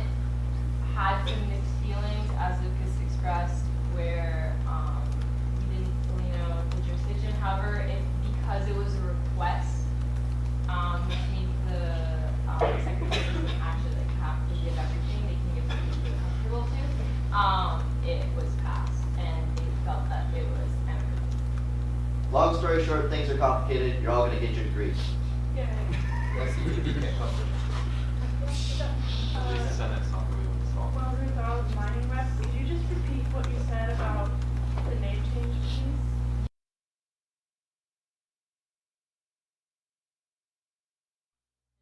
Donations happen. Every faculty needed like to have like a name that they could use that had like Smith's name in it. So it's just mining didn't have that. So We can come back to this during the question period. Yeah. Okay, we'll come back. Okay. Cool. Is that it for Senate report? Yeah. We'll now move into the report from the engineering board. All right, Connor Bosey, ERB Chair. Hi, Council. The lots of calls and emails has to do with what I presented earlier to Council. That was a lot over the last 2 weeks. Took up a lot of my time. I technically am a member of the AMS Judiciary Advisory Board, but they had some issues with quorum on the actual committee that I oversee, so I've now been confirmed as a member of the AMS Judiciary Committee. So when I told you that this is how the AMS Judiciary Committee works with AMS, it's because I've been in those meetings now. I have another one tomorrow morning. Super fun. We set up the guest ticket raffle for Sci Formal. If you are graduating coming to Sci Formal, the ERB will be handling that. Don't worry, it's not me. Because I am a Sci Formal manager, so it will be my deputy Oliver and a couple other members of the engineering review board who will actually be in charge of doing that raffle. I've set it all up for them, and I'm just finishing off making sure we're good to go, and they'll be keeping it this weekend. And I was at OEC. That was fun. Now, next 2 weeks, lots and lots of SOP writing. I'm gonna make sure that it's all like, kind of there before my lower gets hired, and I also am going to add in stuff for the EMS Judiciary Advisory Board and Judiciary Committee, just on the engineering side, so that everything is kind of consistent moving forward. That's been a big goal of mine, consistency. We're going to actually run that guest ticket raffle, starting the transition manual. Jeevan started one for me. It's got 2 lines in it, and it's just the date that it was made. And then just deal with things as they come up. I didn't include it in my report, but great time to point it out. I pulled up policy again just to remind you all that executives and directors, your transition manuals are due to Avery, Vice President McFadden, and myself at the end of week 8, the Friday of week 8. They are supposed to be complete and specific. If you are worried for any reason that your manual is not up to snuff, submit it early. I'll read it, I'll send it back to you with some advice. If it is submitted to me on week 8 and it is missing things, I will send it back, and we will keep doing that until it is complete. Transition manuals are important, and I just want to remind everybody so they have plenty of time to get on those. That being said, Friday week 8. That being said, thanks so much. Condition manuals are super important. Yeah, I know.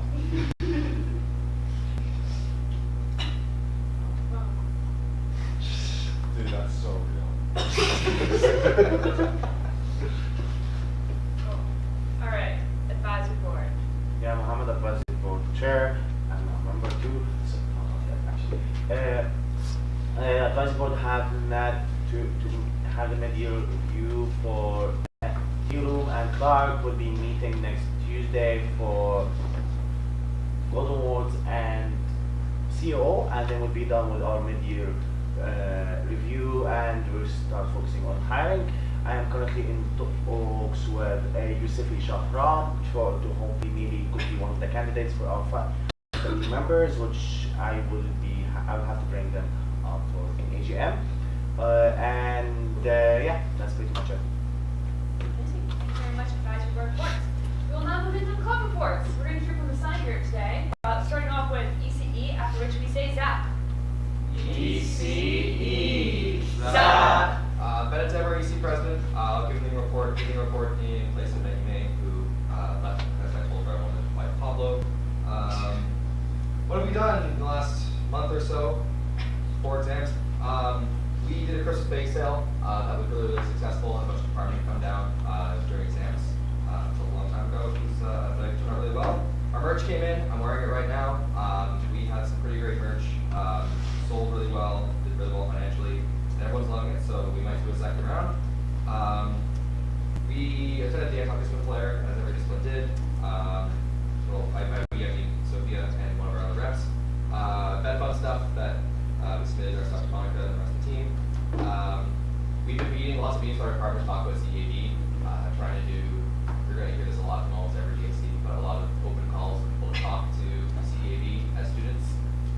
you're in honestly any discipline, reach out to your discipline club. They're probably looking for people to talk to CPAB, including myself, just to kind of talk about your program and help your program stay accredited. So reach out to me if you'd like to do that, if you're in C. We locked out our banquet date. It is March 27th. That is the Thursday of week 11, which is notably not a council day. If you are looking for something to do on Saturday, that's $15. You can come to our hockey game. We've already sold 250 tickets. It's going to be an amazing time.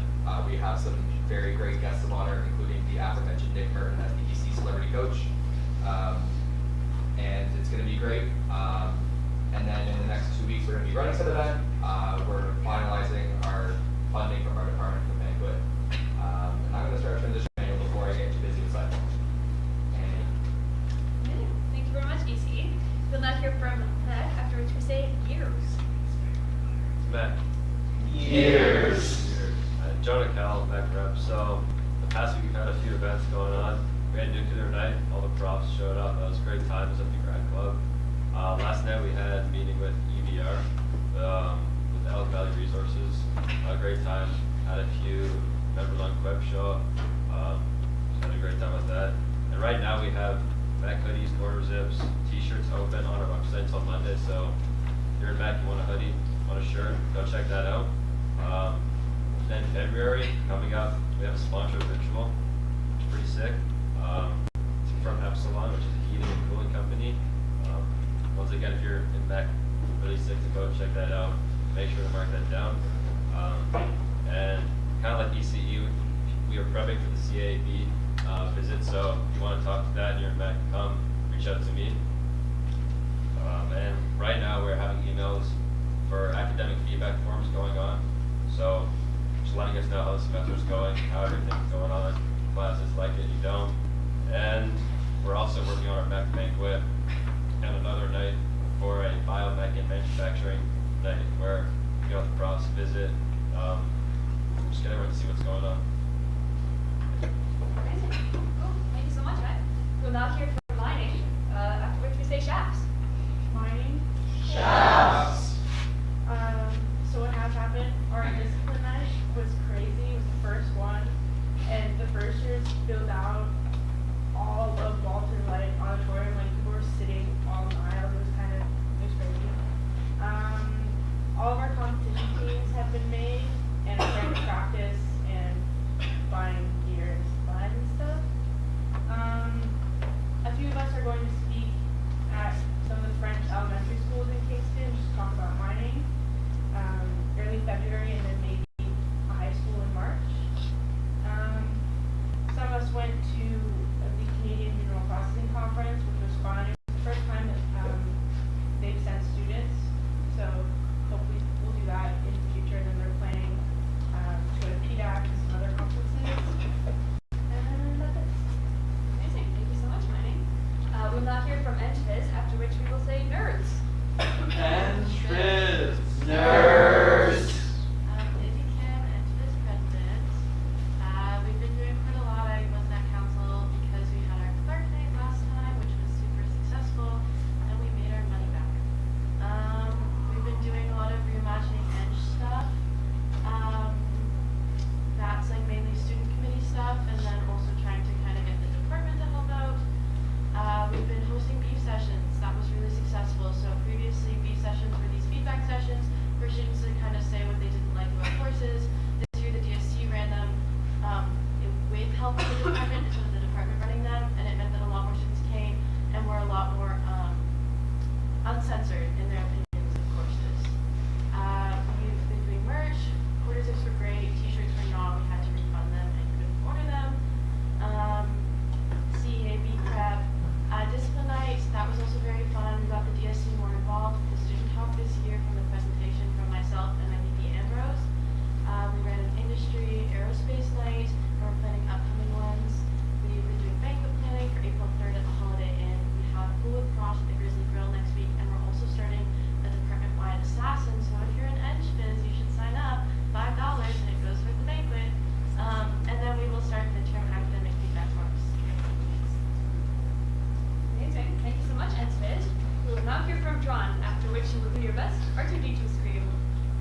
Tron. So many of you did do this great. I'm tired, let's go home. Demonstration for lunch.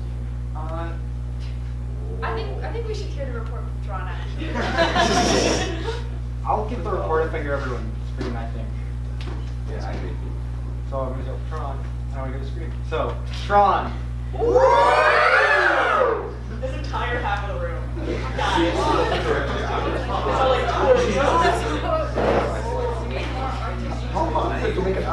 Alright. Alright. Let's hear it. Pablo Silva, Tron Prez. Honestly, Tron's been in really good shape. We're doing some academic feedback going on with the course, what's going on with our courses, dealing with the CAV open call. Our merch came in as well. I'm also wearing it. We did our distribution, went really well.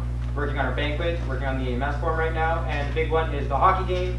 Thanks to the fact we got it sanctioned, super excited. Our celebrity coach is Dr. Brian Sturgeon. Also thanks to the sanctioning, we were able to get a lot of big professors coming with a special guest appearance from the dean himself.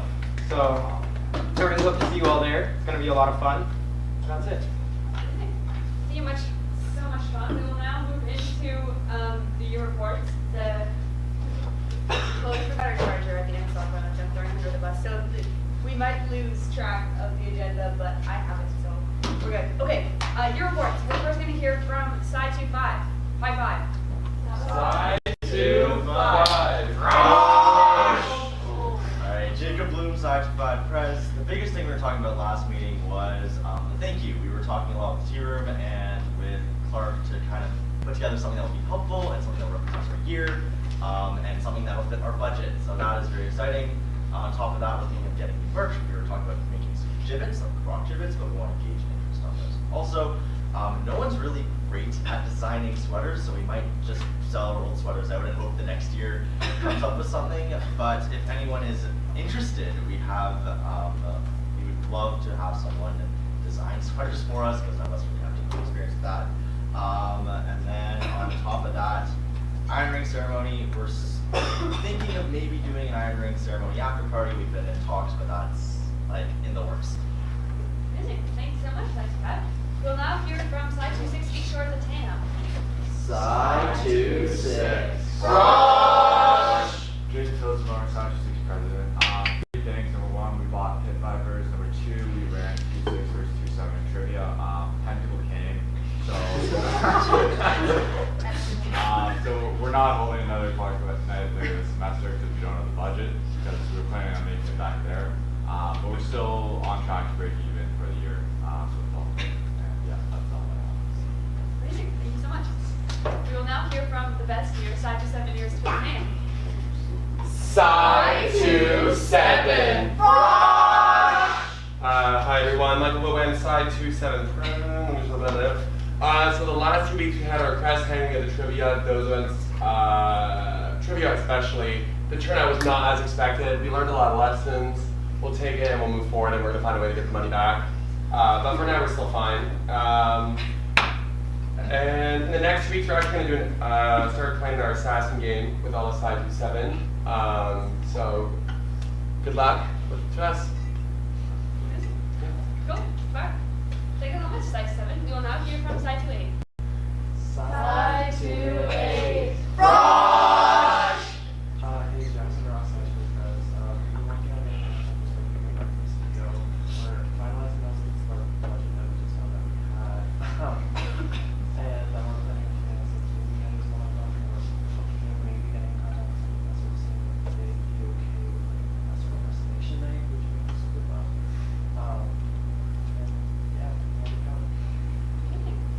Thanks so much, Side 2-8.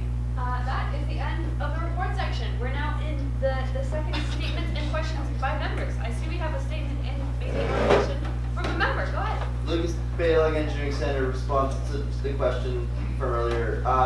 This was Senate ratifying the faculty board decision to line the name up of the Robert M. Bucket Department of Mining with how we say Stephen J.R. Smith, because it was just UKIP before, because we named that one like 5 years ago. So that's all it was. Does that answer your question? Weldon John mining rep, are you putting, like, did they vote, what was the vote, is it both names, or is it one? Because both people have donated. Your Director of Public Affairs said your official name is the Robert M. Bucket Department of Mining in the Stephen J.R. Smith Faculty of Engineering. And the blood census. Okay, Yeah. cool. Thank you very much. Is there further statements or questions from members? I know you have something to say. Does anyone other than Chloe have something to say? Amazing. Go ahead. Speak. Chloe Klosik, Director of Governance. Anyone in pajamas stand up?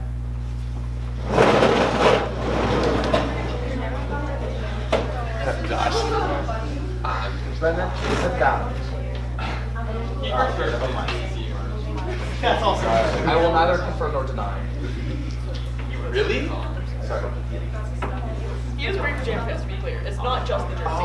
Yeah.